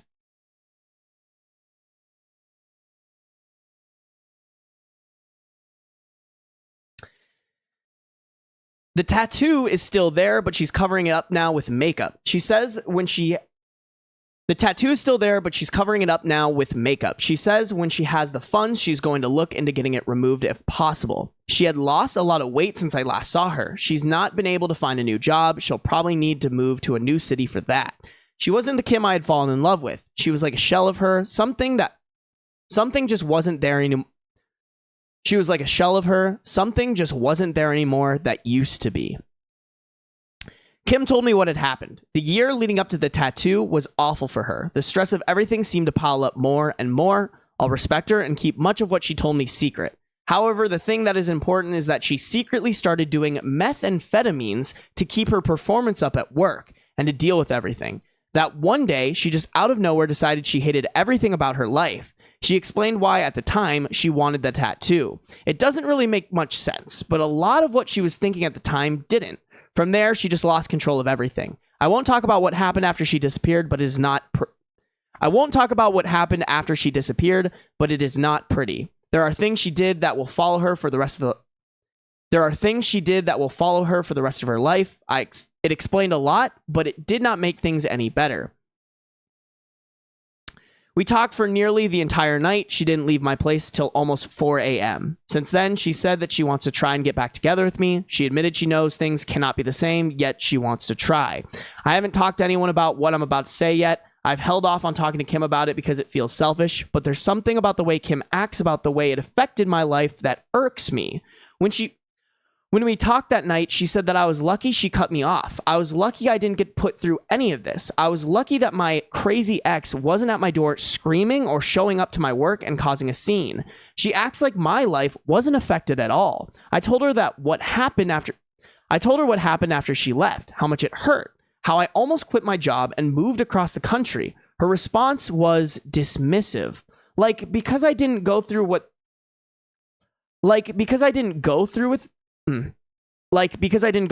that, I don't get to complain. She acted like because I was not the one with the tattoo on her face, I don't get to act like it had long-lasting effects on me. She didn't even apologize for the explicit and hateful note she left with my things when she returned them. Or for the phone call where she called me a manipulative, selfish a-hole who only wanted her for her body. Or even just for breaking up with me. She knows she was wrong to do it, but it's almost as if she's acting like she had a breakdown. But it's almost as if she's acting like because she had a breakdown, I can't hold her accountable for what she did to me because it wasn't long lasting. I texted her last night saying how hard it was for me when she left. She ignored it entirely and tried to move on. No acknowledgement at all. I don't know why, but it hurt me. It hurt me so much. I feel like I did back when all those emotions finally hit me after she left. I wish I had just never come back into my life now. I wish I didn't know what happened. I wish I hadn't picked up the call because it hurts. But a part of me feels like I'm being selfish or complaining too much, that I don't get to feel this way because I'm not the one who had the mental breakdown.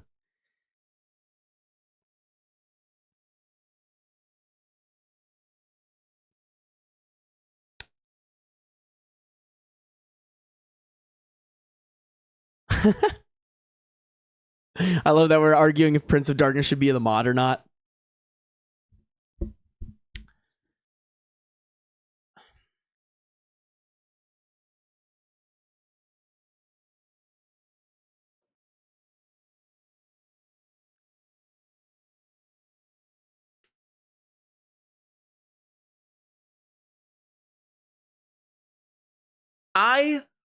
Not that I've been in the same situation, but I've definitely been in a situation that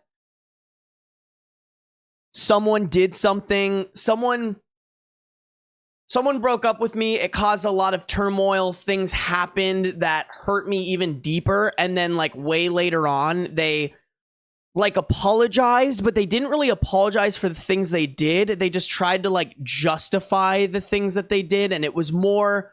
I could tell that the apology was more about them than it was about helping me heal. And I'm getting the same vibe here. Kim understands that what she did was wrong, but she almost refuses to acknowledge that while her life, yes, in the grand scheme of things, she ruined her life more than OP's, but for her not to acknowledge and validate the fact that she ruined OP's life, in a lot of ways as well, that's kind of an ick. And that's also very telling for somebody like this. If this person's asking to be back together with you, do you actually want to be with somebody? And I hate to say this, but somebody who just makes it all about them. It's all about Kim here. It's all about her life and how the things that she did ruined her life, and she's the victim here.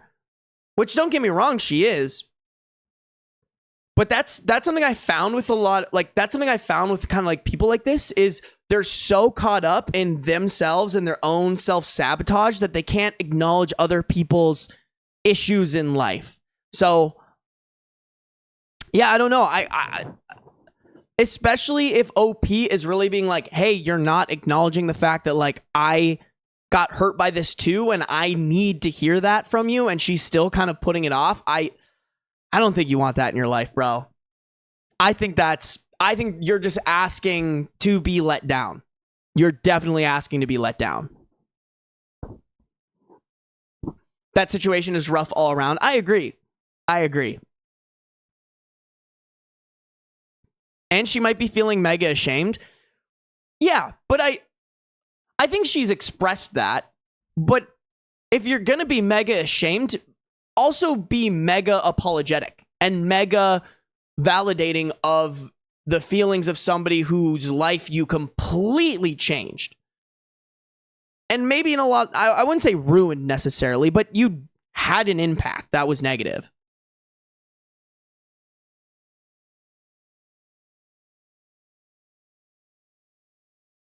Just completely inconsiderate and careless. I agree. Starfruit. Can I just call you Starfruit? Is that easier? Sorry, guys. I'm gonna throw a mint in there. My mouth is getting dry. Cool. Okay, I'll just call you Starfruit. Woo. All right, guys. I'm gonna give you guys a heads up. The name of the next update is pretty intense. But let me finish this mint and then we'll get sharded. You guys talking shit? Oh, did I miss the Be Real? Who is that at Sarby? Here, we'll do it. We'll do like an Inception. Hold on. Doing an Inception. Be real.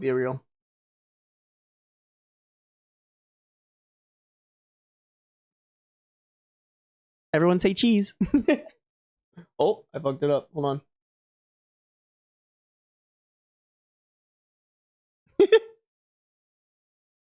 Everyone post your Be Real.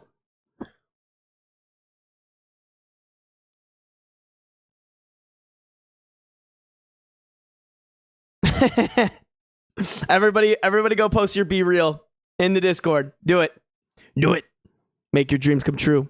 Yesterday you said tomorrow. Only dreams be dreams. Hello, Ben's Be Real. I love it. There's more? Yes, Rum Ripple, there is more. It's actually such a funny photo.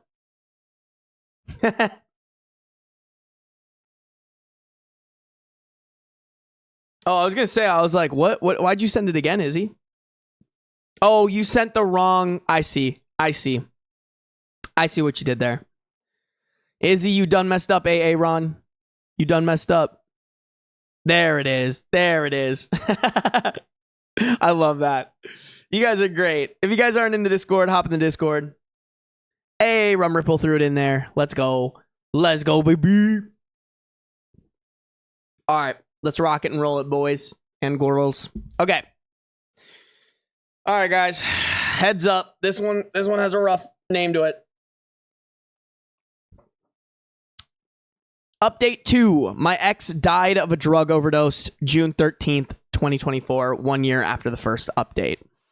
I learned yesterday that my ex Kim died of a drug overdose Sunday. I'm still processing the news, I guess. We broke up 2 years ago after Kim got a face tattoo out of nowhere. I have some other posts on this account about that if you want the full story. Kim reappeared in my life about a year ago after going...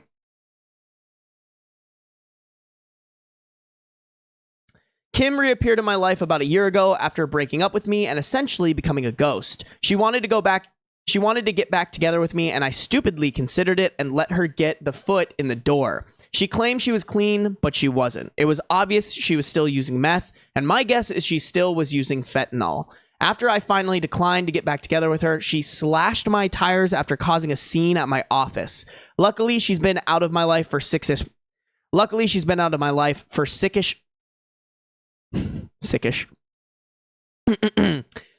Luckily, she's been out of my life for 6-ish months now, after some cop put the fear of God in her after she broke the restraining order. I've not heard much about Kim since then, thankfully. Last I heard, she was wanted on a warrant and was hiding low across state lines. Yesterday, though, Kim's sister called me to let me know she was found dead Sunday morning. She wanted me to hear it from her instead of through the grapevine. I appreciate it. I appreciated it despite everything Kim's family has...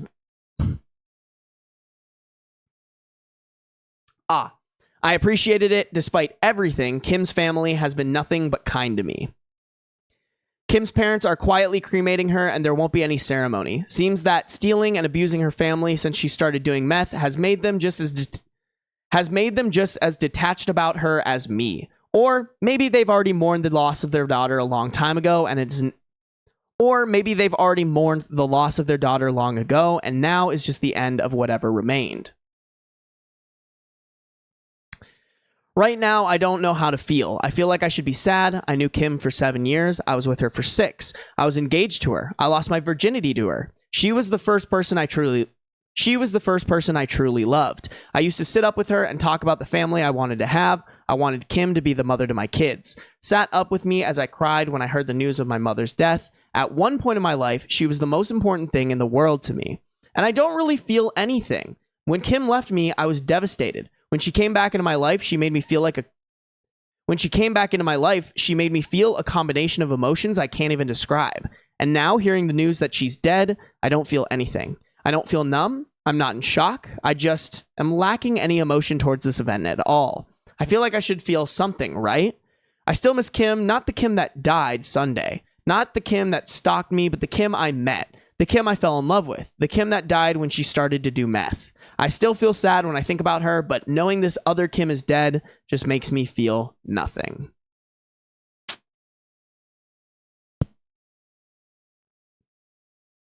Damn. Yeah, like I said, guys, this one got a little sad.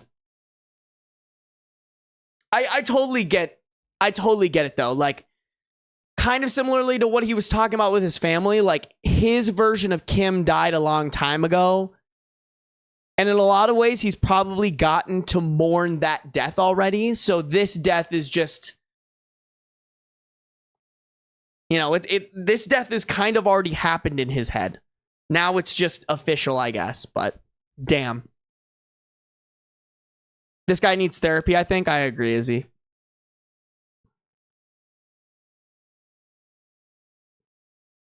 In the kindest way possible. Yeah. That's tough, man. I just don't understand. If you're having like work problems, like go to Adderall, which is just healthier meth. Drug addiction is just so destructive. Yeah, totally. Totally. And it's so much more prevalent than we'd like to admit, you know? There's probably a lot more people dealing with it than we realize. So, addiction's crazy. Damn, y'all been hanging in here for quite a while. Thank you so much. I appreciate y'all. Let me finish my coffee. And then we'll get rolling here on the next story. Got a good one. This one's interesting. Ooh, this one's pretty long too. Holy shit. Strap in, you guys. We got a doozy for this one. I step back down. I'm stuck now, boo. Get up, Izzy. If I ever disappear randomly, it's because I have screen time. Oh, gotcha. Gotcha. Well, you can always put me on the TV. That's an option, but I totally get it. I totes my goats get it.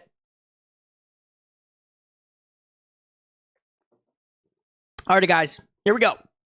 Let's get rocking and rolling here. New update. I ruined my wife's life. This was posted in r/true off my chest. Original post April 22nd, 2024. I, male 43. Excuse me. I, male 43, try to do my best to provide for my wife, female 38, and 2 kids, 3 and 5, as well as my mother-in-law, and would like to think I am doing a decent job. Over the years, I worked to improve our family's living situation. Not only did I complete another bachelor's and recently master's in a STEM-related degree, I at the same time worked 2 full-time jobs while completing my second bachelor's and put my wife through school as well. She completed a degree where she could make good money, around 60 to 70K a year, in a healthcare field that always has jobs available. But with the birth of our 2 kids, she has since gave up on her career to be a stay-at-home mother for the time being. At first, it was a struggle while I finished up my master's. Once I completed it, after our youngest turned 3, my career took a jump up, and we are now able to afford our single-income household in a more feasible manner. We're far from rich, but do okay for a single-income family of 4, a little north of 150K base plus bonuses. The past year of our life was overwhelming per my wife.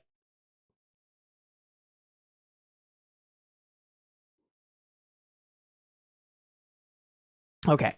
The past year of our life was overwhelming per my wife, so even though I now work 75% from home, I budgeted to hire a daytime nanny to help her around the house with 1 child while the other is in school now. Okay.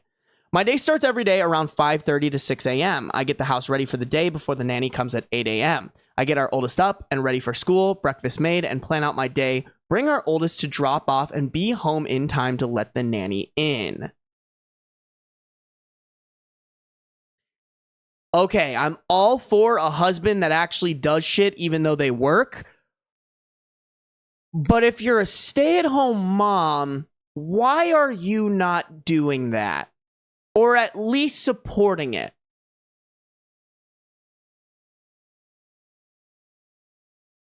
My most recent task at work has me grounded for the next 2 months, meaning I am now 100% work from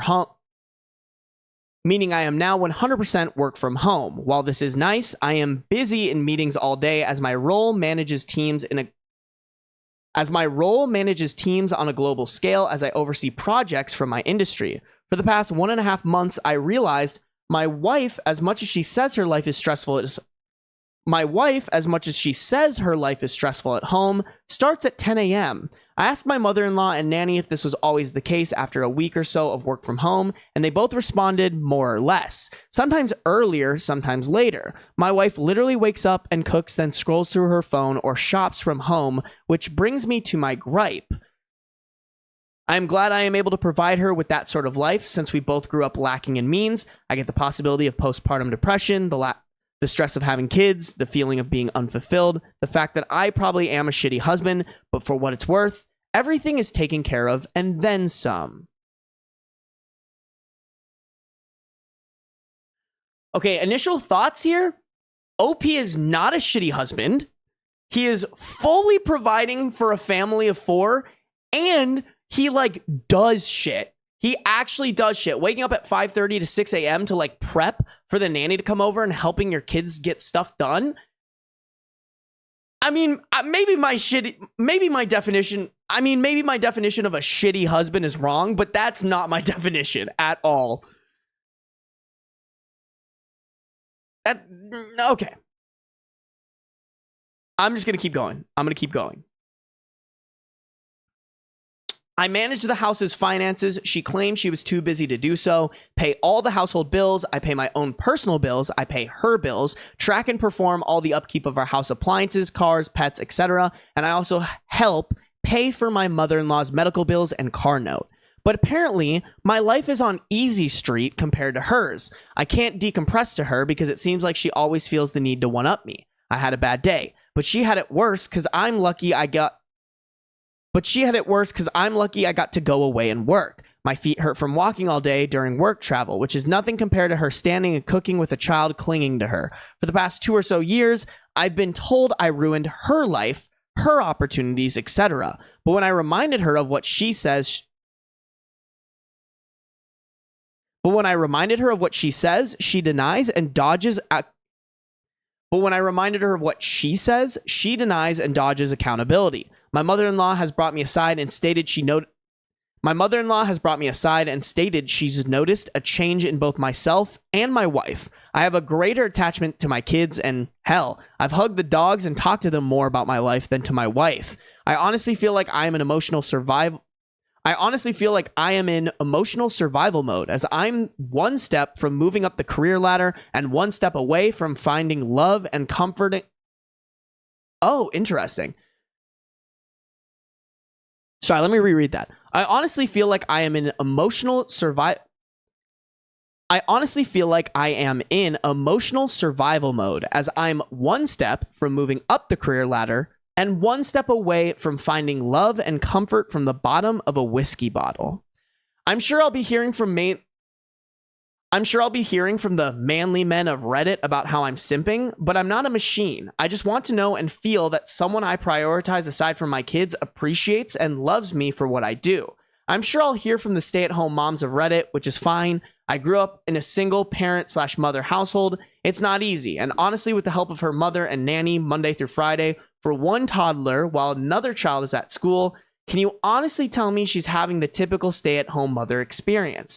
Because neither my friends or colleagues who are single parents can say she is. I'm sure the masses of holier-than-thou Redditors will consider this a poorly written fanfic, but it is what it is. And then there's a TLDR. Okay.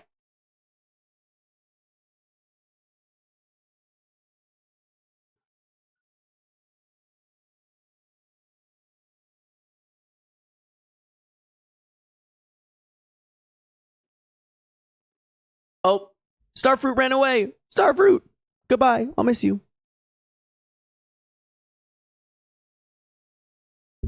Okay, C6PY. That's kind of a dumb thing to ask. I'm not even going to answer. Return from lurking. Good to see you, Gender Ghost. All right. People one-upping problems is my worst nightmare. No, I agree.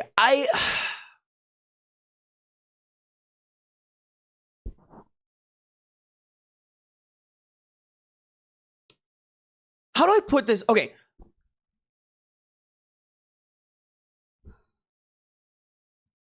I definitely think your wife...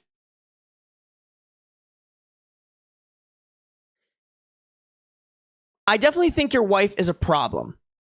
However, I definitely think OP's wife is a problem. However, I also think that OP does not have the right tools in his belt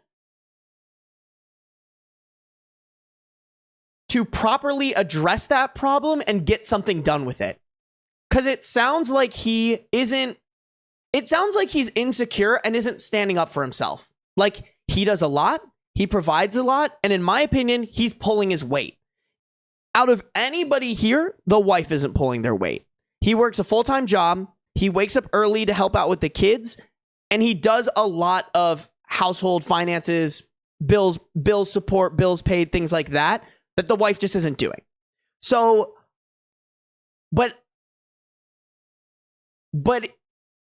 he isn't doing enough to argue his case, right? Like, if your wife is one-upping you all the time, call her out on it, right? And you have some one-ups too. Oh man, I had to get up at 6 a.m. and prep the kids. You got up at 10. My life is harder. Like, and calling her out on it too, being like, why can't you just let me like complain? Why do you have to one-up me on everything? I don't know. And I think you need to be better about calling her bluffs. She's complaining like, oh, you ruined my life because now I can't get a job. Like, oh, you ruined my life because I can't. Oh, you ruined my life. I don't work anymore. Cool. Go get a job. We'll hire another nanny, or we'll hire a nanny who can do that full time. My mother-in-law can help out. Like, whatever that looks like start calling out her bluffs and build the tool belt to like basically just call her on her shit. Call her on her shit. Right? Like, yeah, I don't know. I think what they really need to do is they need to start calling on the shit, creating conflicts, and then going to therapy to have a therapist there who can be like, hey, so your husband does all these things and like makes it happen, and you're the one who has honestly I wouldn't say easier job, but you have the more flexible job with more support, and you're the one who has a problem with their life. I think that's my thing. Like, OP is fine. He's like made the bed that he's living in and is willing to like push through it. His wife has made the bed that she's living in, but she refuses to sleep in it. She's like, oh, fuck this bed. Like, It's everybody's fault except for mine. Divorce train coming through. Yeah. Let me read this edit real quick, and then there's more. So, all right, here we go. So there is a quick little edit here from OP. Thank you for the replies to add more context. Never cheated. I do work in an industry that has a large female population, but I'm literally an open book with work. Named colleagues and staff under me. She has access to my work agendas and correspondence if she really wanted to snoop. But on that note, she still doesn't know what exactly I do for a living at this time. Number 2, we as a whole family, her parents and mine, have tried to get her to go to therapy, but she refuses or skirts around the issue. 3, aside from my coming from a single mother household purse, my biological dad was present in my life. She has had both parents in a reportedly monogamous marriage for over 40 years. 4, I have tried to talk to her about everything and my own feelings, but again, one-upmanship tends to be the trend here. 5, what I'm getting out of the marriage was asked. Now, aside from my 2 beautiful kids, I've been asking myself that same question. We have a near non-existent sex life, mainly since last year. I always figured maybe it's part of depression or whatever she may be going through. Maybe I'm just not attractive enough or just horrible in bed because of my own health conditions. I am not some supermodel husband, but temptation and opportunity does knock, and I can perform still, but I never give in because, as cliche as it sounds, I honestly do love my wife and want to only be with her. 6, I'll give credit where credit is due, as I don't want to sound biased. When I say she wakes up and cooks, she cooks for everyone in the house. Myself, kids, mother-in-law, and even nanny. Aside from breakfast, she cooks all meals and snacks. I typically fast until lunchtime, and our oldest tends to eat a small, simple breakfast in case they don't like what school serves that morning. She does load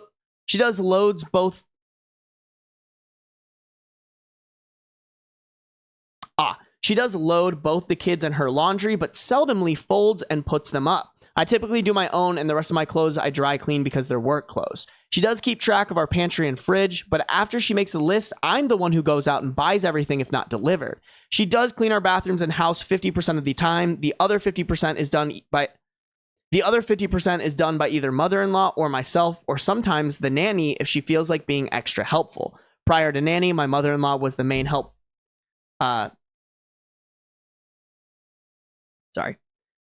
7, prior to the nanny, my mother-in-law was the main help for my wife up until she had unexpected medical needs, so I opted to hire a nanny to help them both, more so when mother-in-law is having treatments and recovering.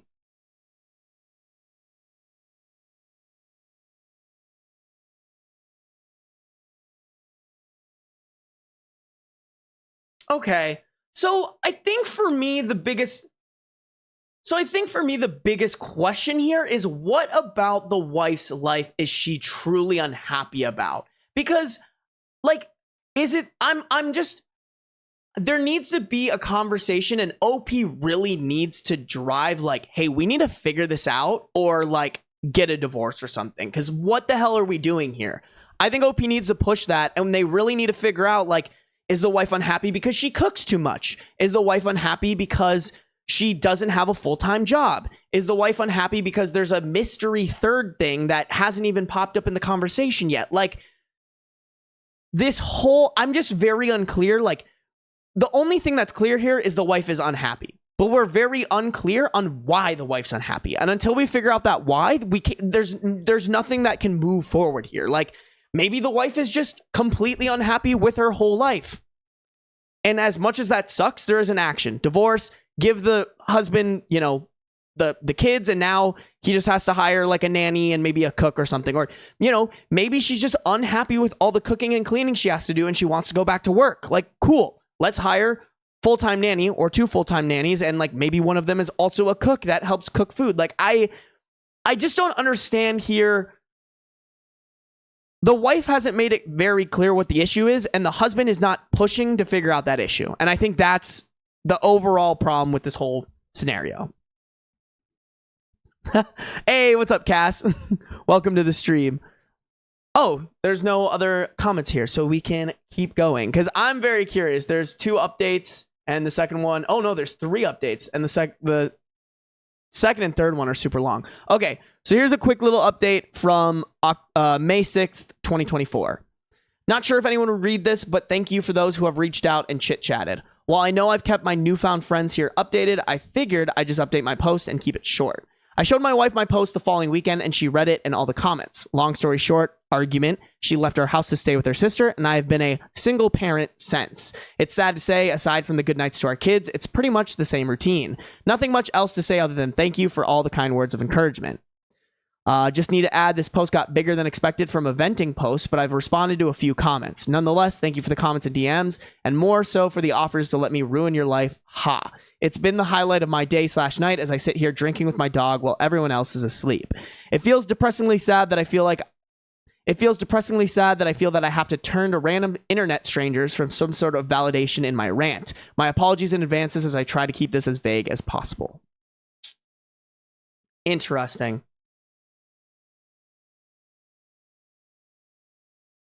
I wish we'd gotten a vibe of like what the comments were saying, but I'm pretty sure the comments were heavily in OP's favor. And she probably did not like that.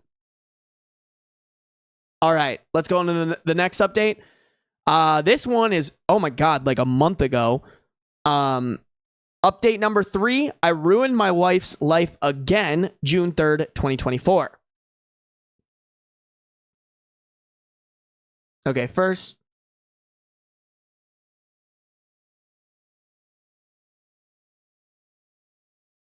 Okay. So first paragraph's not too relevant. Okay, I don't want to read this either. I want to go straight here. Oh wait, no. Okay, I guess we kind of have to read this. To save you a read, wife left, came back like nothing happened. She made it about her. Nothing's changed. I'm continuing to be suffering mentally, knowing nothing will change while trying to keep it together for our kids. Lots of takeout. The day after she packed up and left, my wife attempted to come back and take the kids with her to her sister's.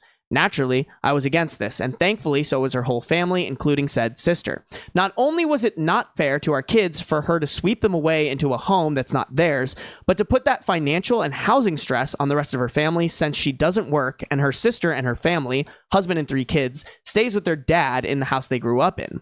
After a little over a week of being away, I guess she cooled off, so she just decided that it would be fine if she walked in the door with her bags as if she just came back from Target. She came into my office while I was working and angrily stared at me while I sat on a conference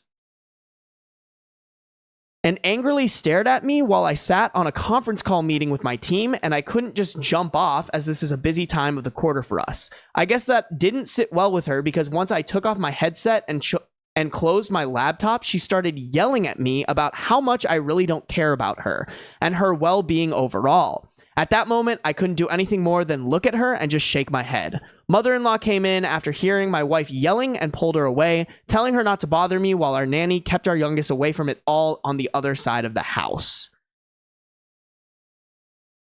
Just fucking damn, bro. Holy shit. Whoa. Rizzy said, okay, there's shame there that I wasn't following you on Twitch sooner. Don't worry, Rizzy. This is my first Twitch stream in probably years. So I've just been doing this on YouTube. But if you follow, I do appreciate you. Okay.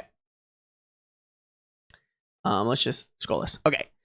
That night, after the kids were put to bed, I sat in my office by myself with a drink as I have been doing for the past nights, and my wife came in. We talked, we argued, we cried, we drank. One thing led to another, and we were in bed. I wish I could say that was our making up, but the next sobering morning as we laid there, she went on about how hard it was for her the time she was gone. Literally, it was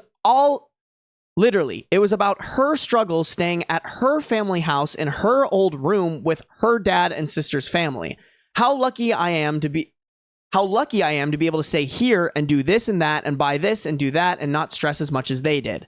How easy my and everyone else's in our family's lives were compared to hers, even though we had similar upbringings. My mind and heart broke that morning. I've been spiraling down since then, and this last week I made another attempt to reconcile and talk things out. But I was met with a shouting match while trying to express my current stress and anxieties with life and work in general.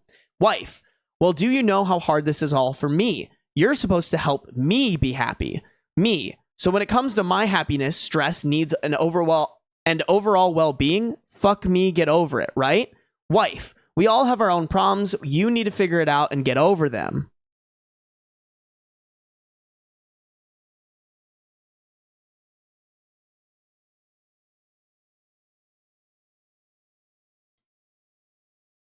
Yeah, we're gonna fucking hit the divorce button now. I try not to do that as like the common Reddit user does, but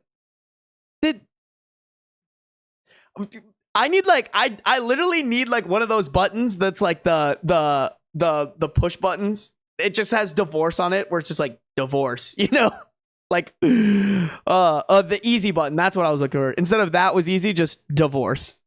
Oh man. I don't know who the woman I am at home with is, but that wasn't the woman I married and vowed to spend the rest of my life with. I don't know who the woman I am at home with.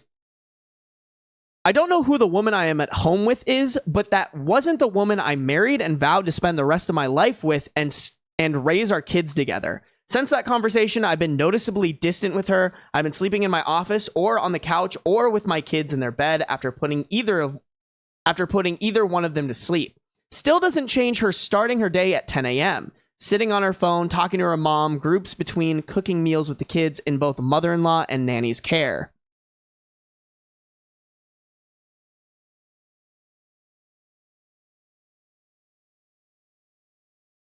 Oh, I see what it is. I was like, Mom, I see what it is. And sitting on her phone, talking to her mom groups between cooking meals with the kids in both mother-in-law and nanny's care. Nothing has changed, and I doubt that anything will change. Sadly, I think even if we get a divorce, nothing would change or feel different anyway, since during my wife's leaving the days... Sadly, I think even if we got a divorce, nothing would change or feel different anyway, since during my wife's leaving, the days seemed like any other day except with a little more takeout than usual. My main fear there isn't that I wouldn't just lose my wife, I'd lose my kids in the process. So I guess it's sad to say the grand finale to my story with like a lot of men and some women I've talked to here, I'll just continue to smile and suffer in silence.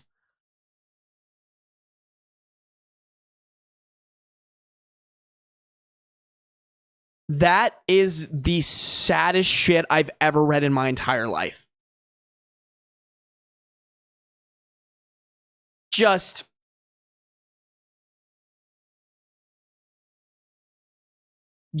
wow. Just like I do think it would be better to get a divorce at that point. I don't know, maybe not. I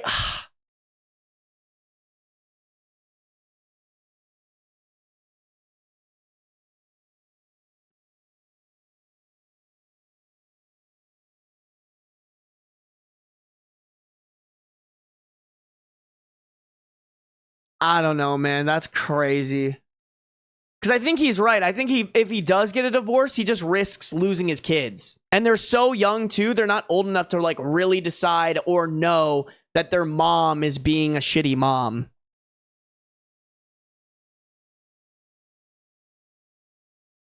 I don't know. That's so fucking sad. God damn. Ugh.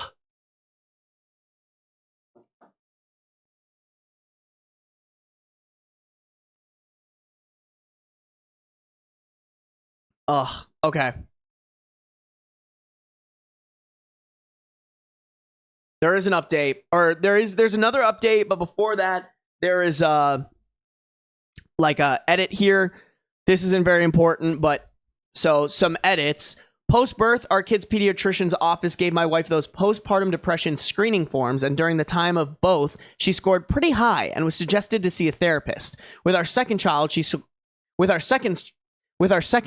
scored significantly higher, and I should say, I made an effort to get her the help she needs. She refused, so entered mother-in-law and nanny for support. I know what people will say / think, but this is one of the reasons I am not 100% ready to just give up and file our life together away.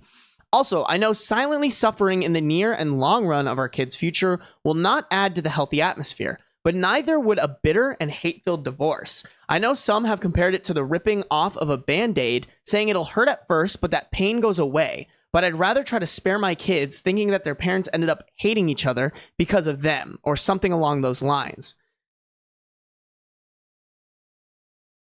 I've told a few people I talked to in the DM since my last post a little more insight on my personal life. Prior to my promotion, I was a PM managing teams and budgets, so out of habit, I planned for a lot of what ifs. That being said, I made a number of contingency plans if sadly things went south. So yes, I, 1, have talked to a lawyer, 3 actually, knowing our rights and what each of us are entitled to, have a draft settlement created and on hold until I feel I need to use it. I know what I want and am willing to offer more than what is fair for our kids' well-being, but also have a plan if we end up going to court. It's 100% on me that I'm suffering in silence, but I'm too stubborn to just give up. So while I am venting, I don't expect anyone to feel sorry for me. I endure it to keep the norm our kids know, ensure my mother-in-law's treatments go uninterrupted, and of course, the hope my wife will finally be open to give therapy a shot and climb together to a better place. Holy shit, it just registered in my mind that it's the mother-in-law. This isn't even his mother, it's the mother. Oh my God. Oh, that just registered for me. Holy shit, that is crazy, bro. The mother-in-law. Whoa.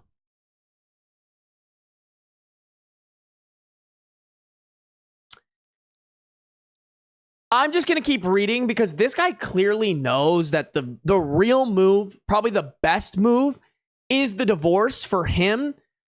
I don't know if I necessarily agree that, like, I mean, you said it yourself. I don't necessarily agree that enduring this is what's best for your kids. Because, like, you said it yourself. When she left, it was the exact same. Maybe they'll be like, mommy is gone. Maybe they'll put that on their shoulders. But there is a lot of therapy you could probably put your kids in to help them help them understand what's happening and guide them through the divorce so that they don't put that on their shoulders. But yeah, let's just keep reading the updates here. I hope it's a happy ending, man. Oh my God. I ruined my wife's life, so I ruined everyone else's too.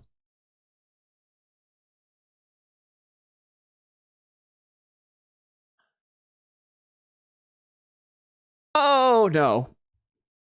July 1st, 2024. Okay, I don't want...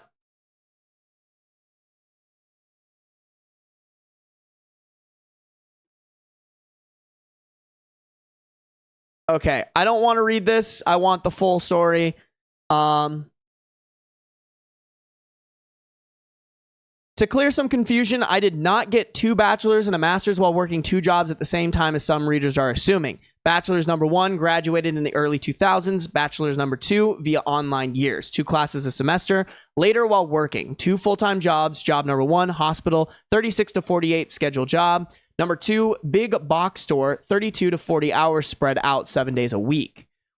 To pay for both my and my wife's tuition because she decided to go back to school before we had kids. After graduating from bachelor's number 2 and entering the industry I am in now, I was able to work 1 job and get my master's. So no, I did not get 3 degrees at the same time or in that close succession, and I am surprised that I actually have to spell this out as someone working 2 jobs while going to school isn't that uncommon, or at least that's what I thought.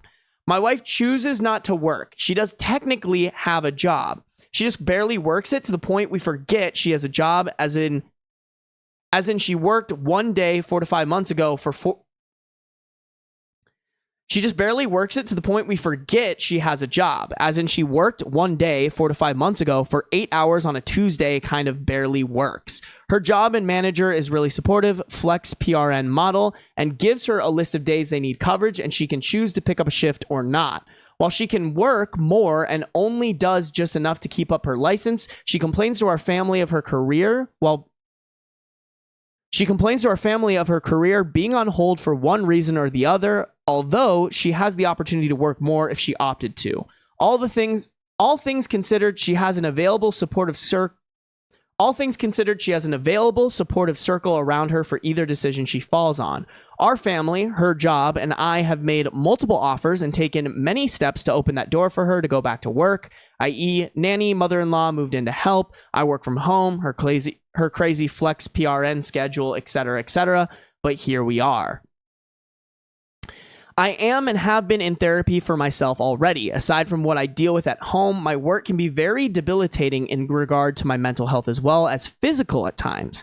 Since I can't find the support I need mentally and physically at home with my wife, I've opted to attend therapy rather than find comfort with someone outside of the home or at the bottom of a bottle. I've tried to express this to my wife and as mentioned in my previous post, she has a habit of one-upping me, and here we are. My in-laws are still married. Given the circumstances in our home, my mother-in-law moved in to help out with my wife. Oh, sorry.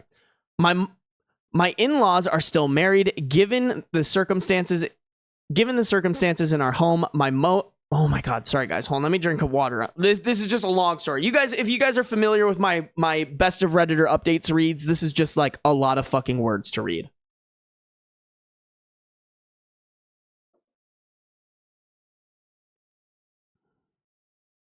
My in-laws are still married. Given the circumstances in our home, my mother-in-law moved in to help out my wife, while my sister-in-law and her family moved back into their parents' house due to their own reasons. Sister-in-law and her family can save money while getting back on their feet. And my wife and I benefit from my mother-in-law's help, and we can keep a closer eye on her while she undergoes bi-monthly treatments. Okay.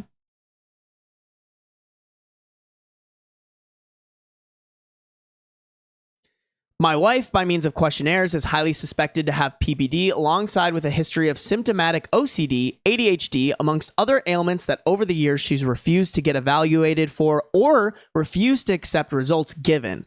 I knew what I was getting into, and I love and accepted my wife for these flaws as she did mine at the time.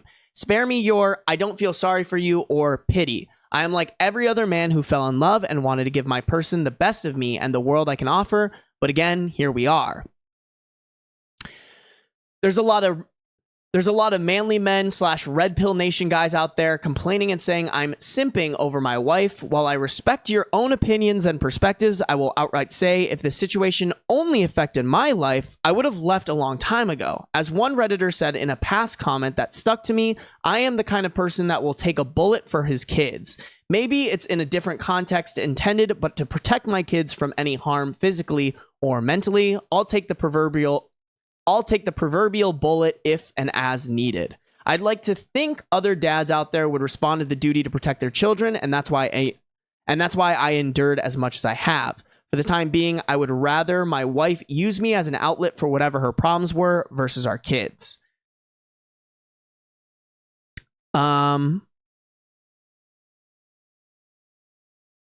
Okay, I'm going to ignore this part. Now for the update, the end of an era. This will be shorter than some expected, as really there's not much to say, but just satiate the questions some of you may have had and give people the satisfaction of the I told you so moment on Reddit. After a hard push from our family via an intervention, my wife and I finally attempted to go to marriage counseling. I'm sure many of you can guess how well that went. Blame, tears, regrets, gaslighting with a side of I am the reason for her life being ruined and horrible. Again, just this time in front of a licensed therapist instead of a Reddit. Oh, I see. With a side of I am the reason for her life being ruined and horrible. Again. Just this time in front of a licensed therapist instead of Reddit or mom groups. In the end, everything the therapist suggested and noted went over her head and ignored as it was against the grain of her status quo. One thing I guess worth saying was the therapist asked if she could recall when she last truly felt happy. Her response was about 12 or so years ago. Please note, 12 years ago, she was still in her 20s, childless, living with her ex, a vastly different time and position in her life. I know it's petty of me, but I guess if that's when she was last happy, it wouldn't be that far of a stretch for her to find that happiness again, since her ex is in the same apartment, job, and place in life that he was 12 years ago, which is fine if that's how you want to live which is fine if that's how you want to live life. I try not to judge, but in my 40s with kids, going clubbing 3 to 4 days a week is not my jam anymore. And of course, I don't want my kids around a mom and company who drowns themselves in White Claws. To add, I know some will ask, I know and can confirm she hasn't physically cheated on me, but can't confirm if she did emotionally, if that's the right term. After said therapy session, I checked all her phone records and didn't see anything out of the ordinary, but I also didn't bother to check apps like IG or Snapchat. I know I'm probably boring, but shout out to all the Costco dads whose Sunday fun day includes making rounds with kids for samples. That not only will be me, but is me right now. If anybody wants to go get Costco samples, let me the fuck know. I love it.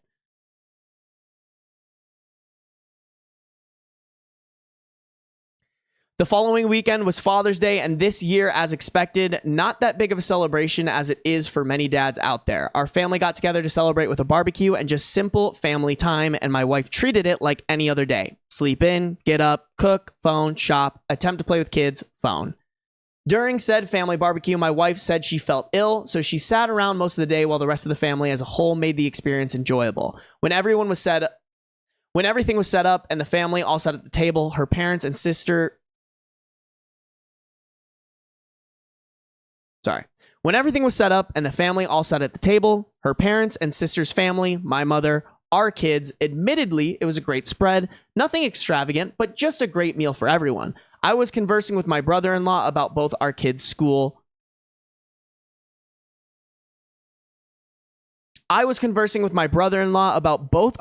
School's Father's Day activities, and I assume my wife overheard when I mentioned that it was a little sad to see some kids sit alone without their fathers during the breakfast with dad event I attended. She blurted out with a laugh loud enough for the whole room to hear, "It's not like you do anything anyway. I could have gone instead."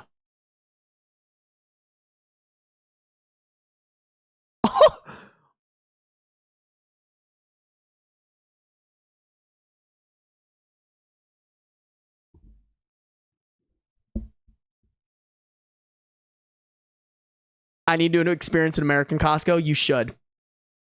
Damn. That's so crazy, bro. That insane thing to say. At that moment, I was red and at loss for words, sitting there processing what she said in my head, while the dining room went dead silent. My mother-in-law broke the awkwardness and in response said, "Well, maybe if you feel that way, one of you should divorce the other." My wife looked at my mother-in-law confused that she would respond with that and laughed mockingly in my direction with her hand pointing at me and said, as if another woman would want a man like him. Just look at you, while the room sat silent.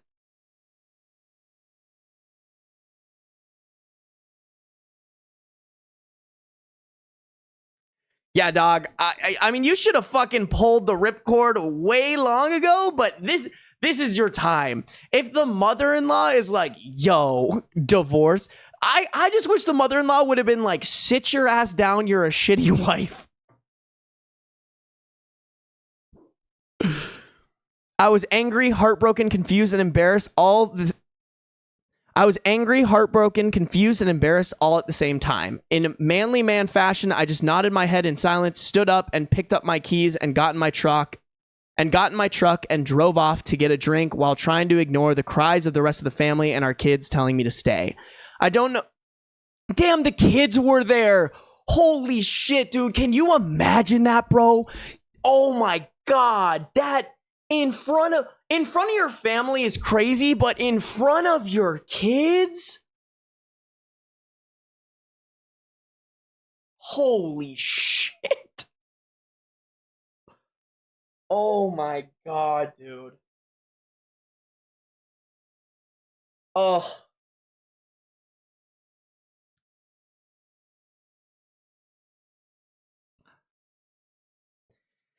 I don't know what was said or done while I was out of the house the rest of the Sunday because I couldn't bring myself to check our house cameras, but when I returned early Monday morning, the house had a completely different feel. As usual, I woke up around 6, got the house and our oldest ready for school drop-off, checked emails, checked messages, nothing out of the ordinary. As I was getting dressed to leave, my wife laid in our bed snoring lightly. All I could do was look at her and think of what we had and now lost. I've decided I'm done. I can't do this anymore. I texted my lawyer this morning to move forward with serving her.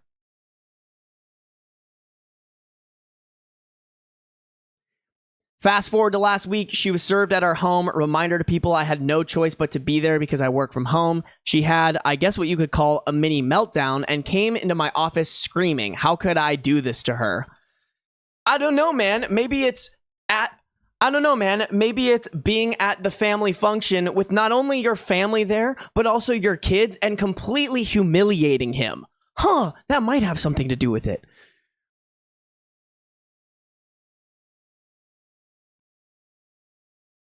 Her mother intervened, and that was met with me supposedly turning her whole family against her. But I digress. I probably would have felt bad if it wasn't immediately followed by the rest of her week.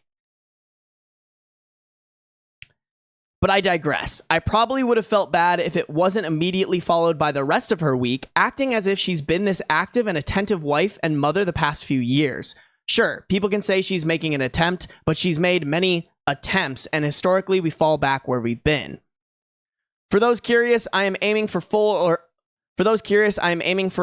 or at least majority custody of our kids. I already and will continue to cover all the expenses for our kids, insurance, tuition. Both our kids are and will be attending private schools come fall, medical bills, etc. My mother-in-law has given me the courage and strength that helped supplement my own mother's support throughout this. Basically, she is what I hope the kind of mother/wife my wife would have been to our kids and me. Out of respect for my mother-in-law, as well as per my own mother's shared wishes, I will continue to help oversee and contribute financial help if needed during her treatments. What a fucking W of a man. That is not his responsibility, but that is just fucking wow. While some may feel I should cut their whole family off, I know the hardships pushed onto a family while dealing with cancer and have dealt with it firsthand as a family member and care provider on both sides of the desk. All in all, I'm prepared to go to war if needed, but I just want a clean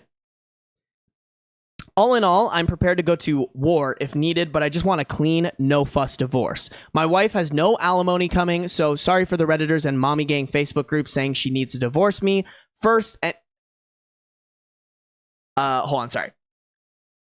my wife has no alimony coming, so sorry for the Redditors and Mommy Gang Facebook group saying she needs to divorce me first and get that sweet, sweet alimony money. 1, we live in a state that does not typically enforce alimony. 2, she has means of gainful employment immediately.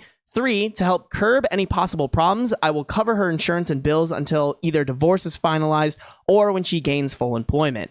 So that's that. I'm done and waiting for the steps to be taken for everything to be finalized. Sorry it wasn't as exciting of a story with a plot twist as some may have hoped for, but that's life. Not sure if I'll update this once it's finalized, which probably won't be for a few more months, depending on if we go to war or not. Ugh. This type of stuff like makes me scared for marriage, you know? Like, to think that somebody can become legally connected to somebody without sussing out that they're the type of person to behave like this just scares me. Like, it sounds like it could happen to literally anybody.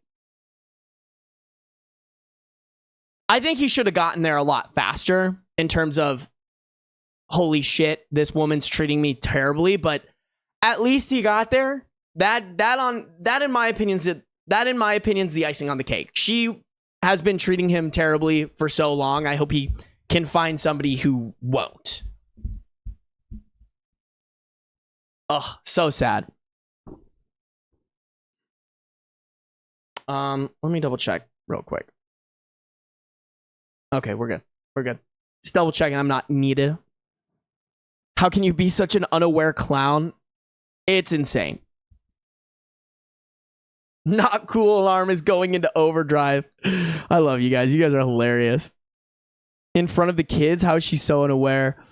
Yeah, that's probably the part that really got me. It was like right in front of the kids. Like if it was in private, like sure, but that is insane.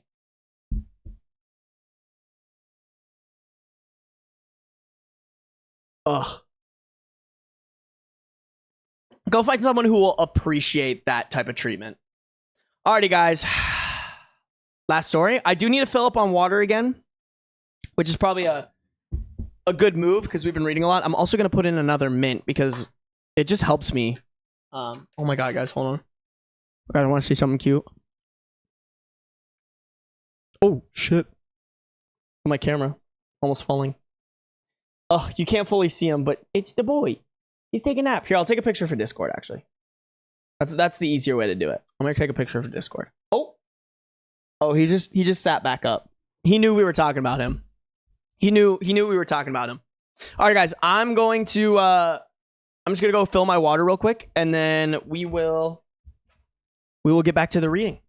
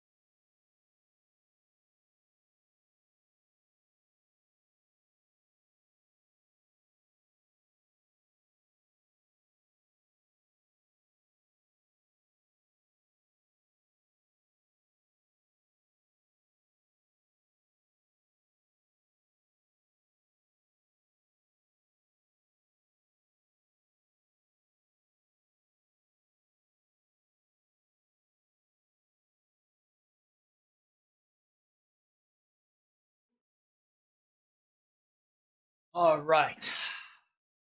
We are back.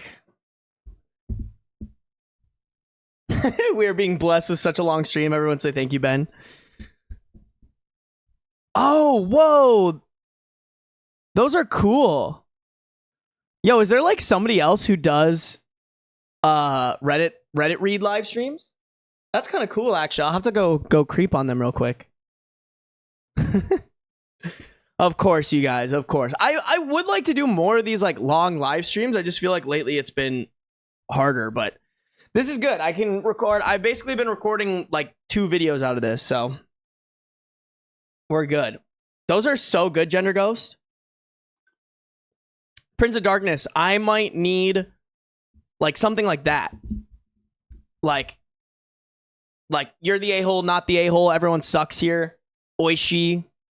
Those types of emotes, I think, would be good for me. But we gotta work it out, you know? Okay, here we go. Okay. Oh, here comes the man. Oh, hold on. Here's the boy. Hello. Oh. Is it lap time? Oh, it's knock my mic over time. Okay. No. Come hang. Come hang with the gang. He's like, this is not where I want to be right now. This is not where I want to be. Is that my sweet handsome man? Is that pretty handsome boy? You don't want to hang out on my lap? I'll pet you. I'll give you some good head scratches. Oh, no. Bro doesn't fuck with me, bro. Beans does not fuck with me. You're welcome, Cass. Beeps. Okay, I will check Beeps. They do weekly Reddit Am I the A-hole Fridays. Ooh, okay.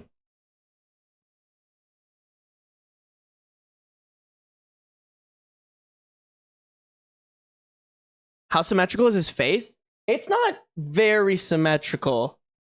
His nose, like, he has like a black dot on one side, not on the other. He is such a cutie patootie. That's my baby boy. That's my pretty handsome man. Okay. Let's do this, guys. I'm gonna continue reading. All right. Best of Redditor updates. I have a fiance, but falling in love with a married man. Newest update. A little juicy. Here we go. Original post, June 2023. We've been together 6 years now, and during the 3rd year of our relationship, I cheated on him with a close family friend. I had started taking him for granted, and it became easy to cheat because I didn't value the relationship.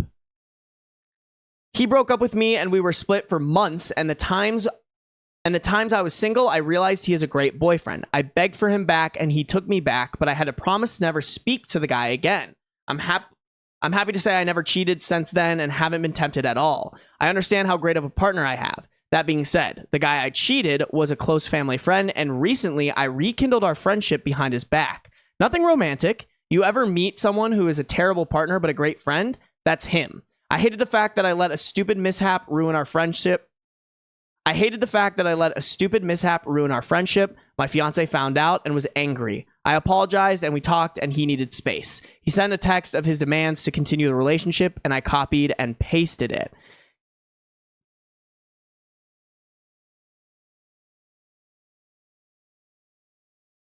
Oh, his text. Oh, I see. Okay. Hold on. He sent me a text of his demands to continue the relationship. This is a copy and paste of his text. After doing some thinking, I can't trust you. Whether it was platonic or not, this is the second time that I know of where you violated my trust. The hardest part isn't this, but now I have to wonder, how many times have you violated my trust or done something behind my back that I just don't know about?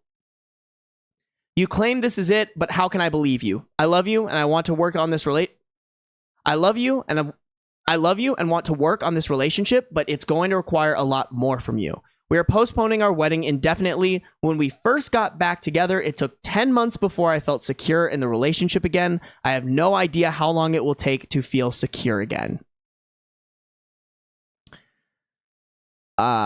Eli, the close family friend, will be blocked on everything, and you are... Oh, I see. Eli, OP changed the name, and I'm guessing this is the close family friend, will be blocked on everything, and you are to never speak to him again. This now includes family events. If you know he will be there, do not attend. If you didn't know and he attends, you are to ignore him. I have unrestricted access to phones, social media, emails, etc. Every password I want to know for any device you have. No hanging out with male friends alone. You are to be home by 1 if you do go out with your homegirls. There will be more, but these are my demands and they aren't up for discussion. If you aren't willing to do it, then the relationship is over. Take your time to think about it. End of text. I called him, but he said he's not arguing with me about it, and don't call him back until I decide what I want to do. I feel that this is extremely harsh considering the fact I didn't cheat this time. Ever since we got back together, I never cheated on him.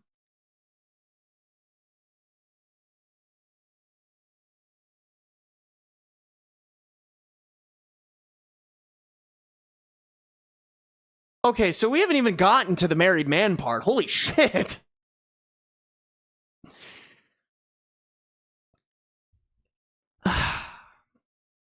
Mistakes are being made right now. Like, I can just tell by the way that OP wrote this that OP, like, could murder a small child and justify why they had to do it. That is 100% the vibe that I'm getting, and it is absolutely incredible that the fiance isn't just like, let's cut my losses. Like, dude, you don't want to be like, all the demands that the fiance were making were toxic as fuck, but totally make sense with what he's gone through. Like, dude, at that point, just break up with them and go find someone that you don't need to make those demands with. Like that. Oh God, that's insane. Insane. Just no. Yeah, Gender Ghost, I'm with you. This sounds like a warden / jailer. Does it really sound like a partnership if you have to constantly monitor everything and be in constant anxiety? That's literally anybody who gets cheated on. I think you just need to cut your losses, or you're literally signing up to feel like anybody who's been cheated on, you just need to end it, because either that or you are just constantly anxious, constantly stressed that they're somehow figuring out a way, even if you have access to all these things, they're somehow figuring out a way to talk to new people, to have a Tinder profile. Like, it's just dumb. Like, being with somebody after they cheat on you, you might as well just yeet yourself out of there, or else you're just making your life more miserable than it has to be. Gender Ghost with "you're the a-hole." Love it. Love it. This fiance should want better for himself. I agree. She seems to think she's not in the wrong. She needs a reality check. Well, that seems to be what happened after this, because it's just like a bunch of like comments and updates. So here we go.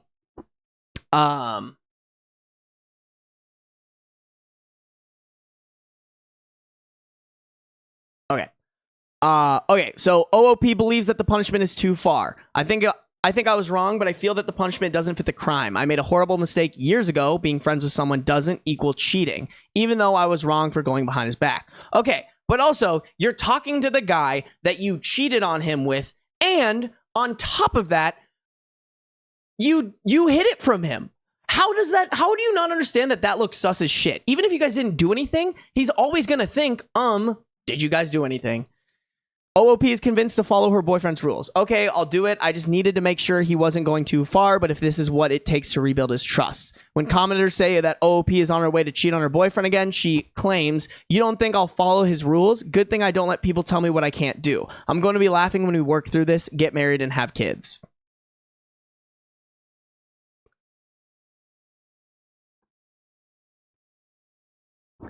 Honey, the call is coming from inside. Like, if you're cheating on someone, there's something wrong with you. Not the, like, sorry, let me rephrase that. If you're cheating on someone, there's something wrong. It could be with you, it could be with your partner, and in this case, I can confidently say I would fucking put money, I would bet an entire house on the fact that there's something goddamn wrong with you. Like, go to therapy and figure out why you can't just be loyal to one person. Oh my God. Okay, here we go. Update on conversation with boyfriend, June 2023. We had a really great conversation, and he was vulnerable and said it made him feel like I didn't value him. He was crying, and it really hurt me to see the pain I caused him. He told me that, please, let's not go forward with this unless I can promise that I won't go behind his back again, because he can't go through this pain again. I told him that I promise I will never hurt him again and will always be honest and upfront with him from now on. We talked about the rules, and he said they will be temporary and will be adjusted when we go to couples therapy. Now it's time to put in the work to repair the relationship. I know it will be a lot of work, but I'm prepared. Thank you to the ones who gave constructive feedback. Oh, fucking here we go. Update, 10 months later. I have a fiance, but falling in love with a married man. Oh. April 17th, 2024. So next month, I'll be married this fall.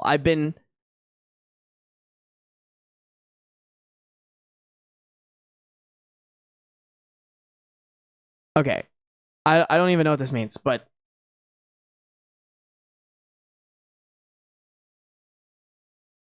so next month I'll be married this fall. I've been with this amazing guy, and we worked through a lot of issues together. I thought I loved him, and I think I still do, but not in love with him.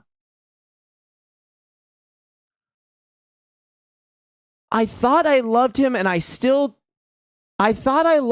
think I still do, but not in love with him.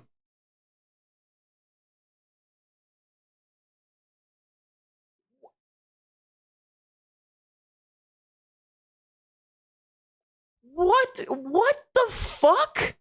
What?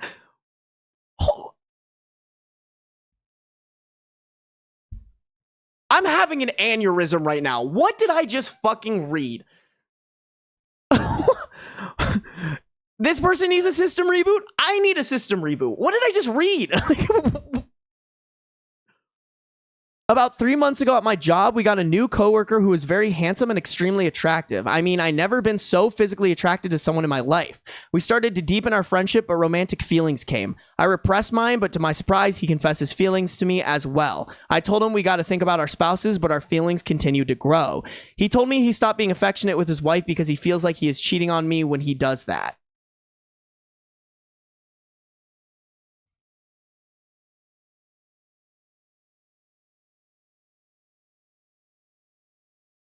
Oh God, I already know. Just let them have each other. Just let them have each other at this point. What the fuck? He feels like he's cheating on me when he feels like he's cheating on OP when he's affectionate with his wife. This has to be rage bait. Like there's no way someone is this stupid. And there's no way. Wait, hold on. This has to be rage bait. This has to be rage bait because there's no way there's not only one person that is this stupid, but that there are two people that are this stupid. Oh my God, I can't believe it. I can't.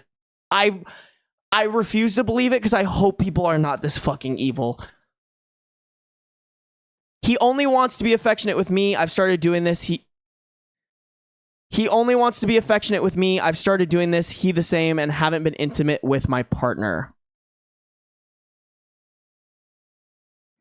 The big thing is a lot of people will be hurt when this comes out. He can't divorce his wife right away because of finances, but he will as soon as possible. I have to call off the wedding, but I really don't want to hurt my current fiance. Oh no, your life is so hard. You don't want to hurt your current fiance because you fell in love and cheated on him again. Oh my God, I'm gonna deep throat a fucking Glock. When asked about her previous infidelity, OOP says, I have cheated before and I'm starting to realize it's because I didn't understand being in love. With the guy I'm seeing, we both aren't romantic with our current partners. I don't want to be with anyone but him. Also, he's going to divorce his wife. We have a plan for when his finances get straight. How is she justifying this affair? This is completely different. The first time I cheated was because I was selfish. This time it was because I fell in love with someone else. I didn't choose this. No one picks who they love. The whole experience has taught me how complex love is and that I've never been in love before.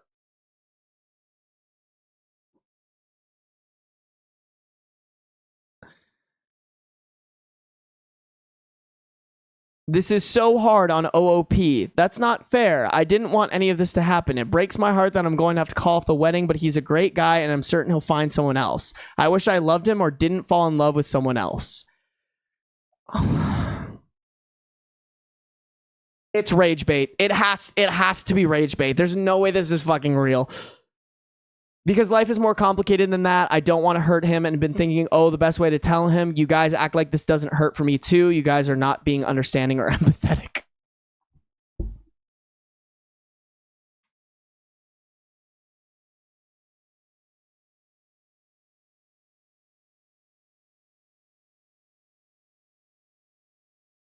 Chat, this could be my 13th reason why. This really could. It really could.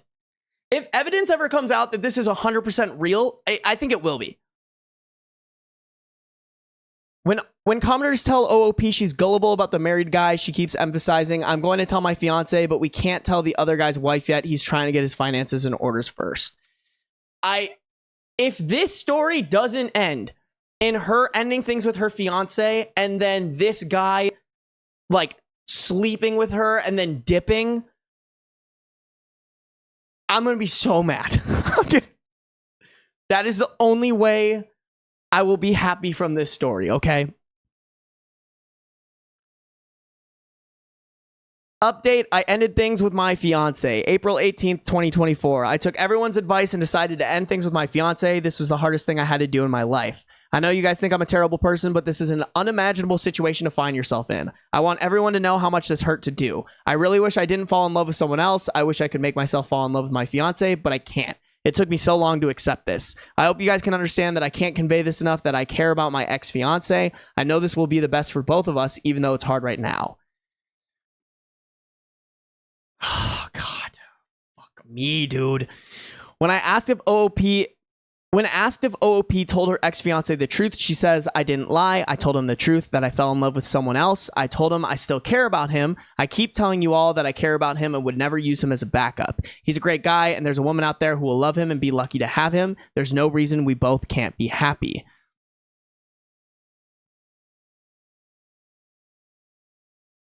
When commenters tell OOP that there is no way the married man is going to leave his wife for her, she says, he is going to divorce his wife. Unfortunately, divorce is extremely complicated, but he said he will keep me updated. It's not just finances, but a lot of other legal stuff. Since I wasn't married yet, it was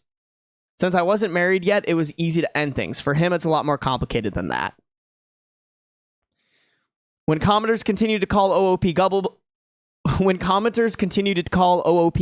she says, no, I was very clear in our conversation today that I want this figured out by the end of the year. That's plenty of time for him to figure out finances and legal stuff. That way, by 2025, we can just focus on each other.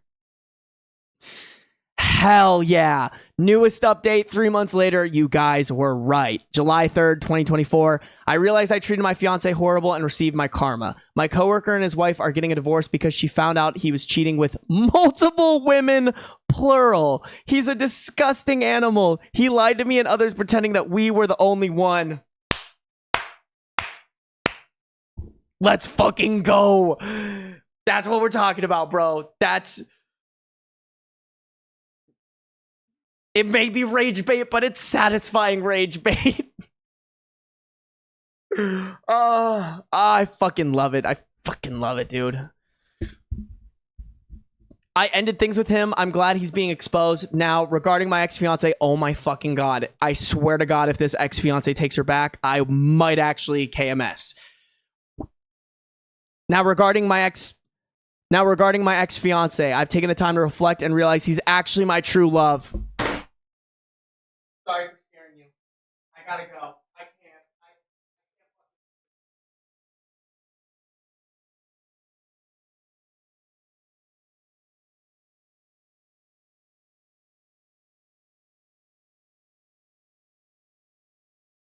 I'm sorry for scaring you, boy. I'm so sorry. Guys, I scared my cat. That's a mortal sin. That was a mortal sin. I scared my cat, guys. That's unacceptable. I'm sorry, buddy. I'm sorry. We'll give him a treat for that. Hold on. Beans. Beans cam? Oh yeah, beans cam, big time. Ooh, you like the treat? Come here. I scared you. You deserve a treat. Come here. Boy.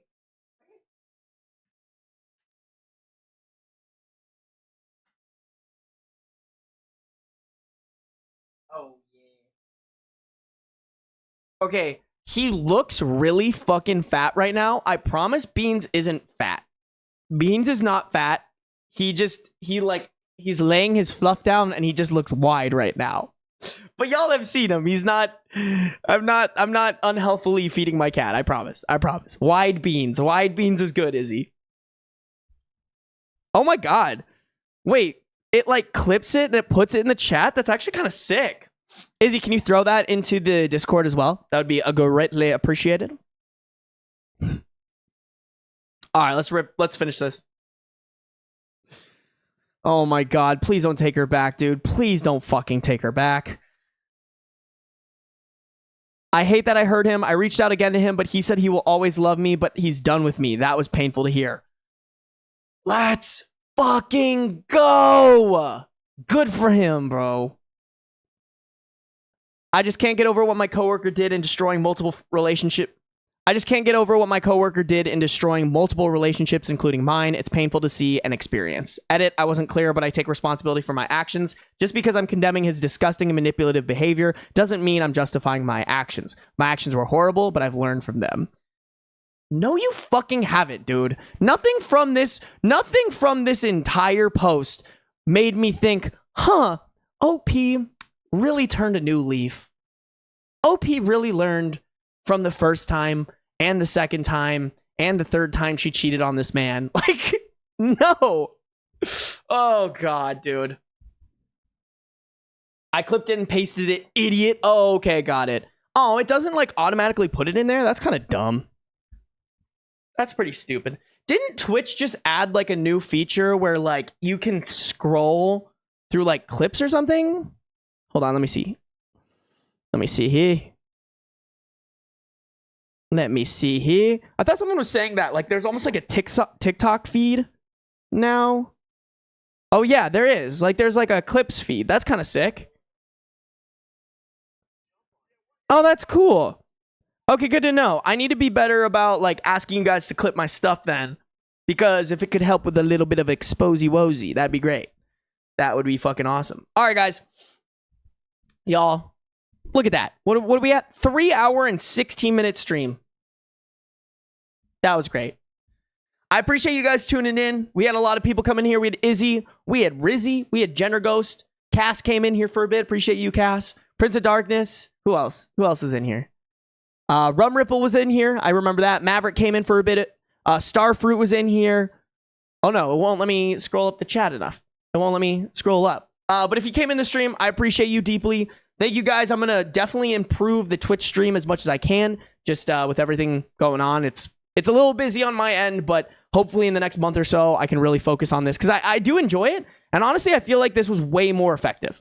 Way more effective for live streaming. And I think this is the move. This is definitely the move. I appreciate you guys. Love you guys. Make sure to hit that. Make sure to follow if you haven't. Make sure to follow if you haven't yet. Join the Discord. I will see you guys in the next stream. Mwah.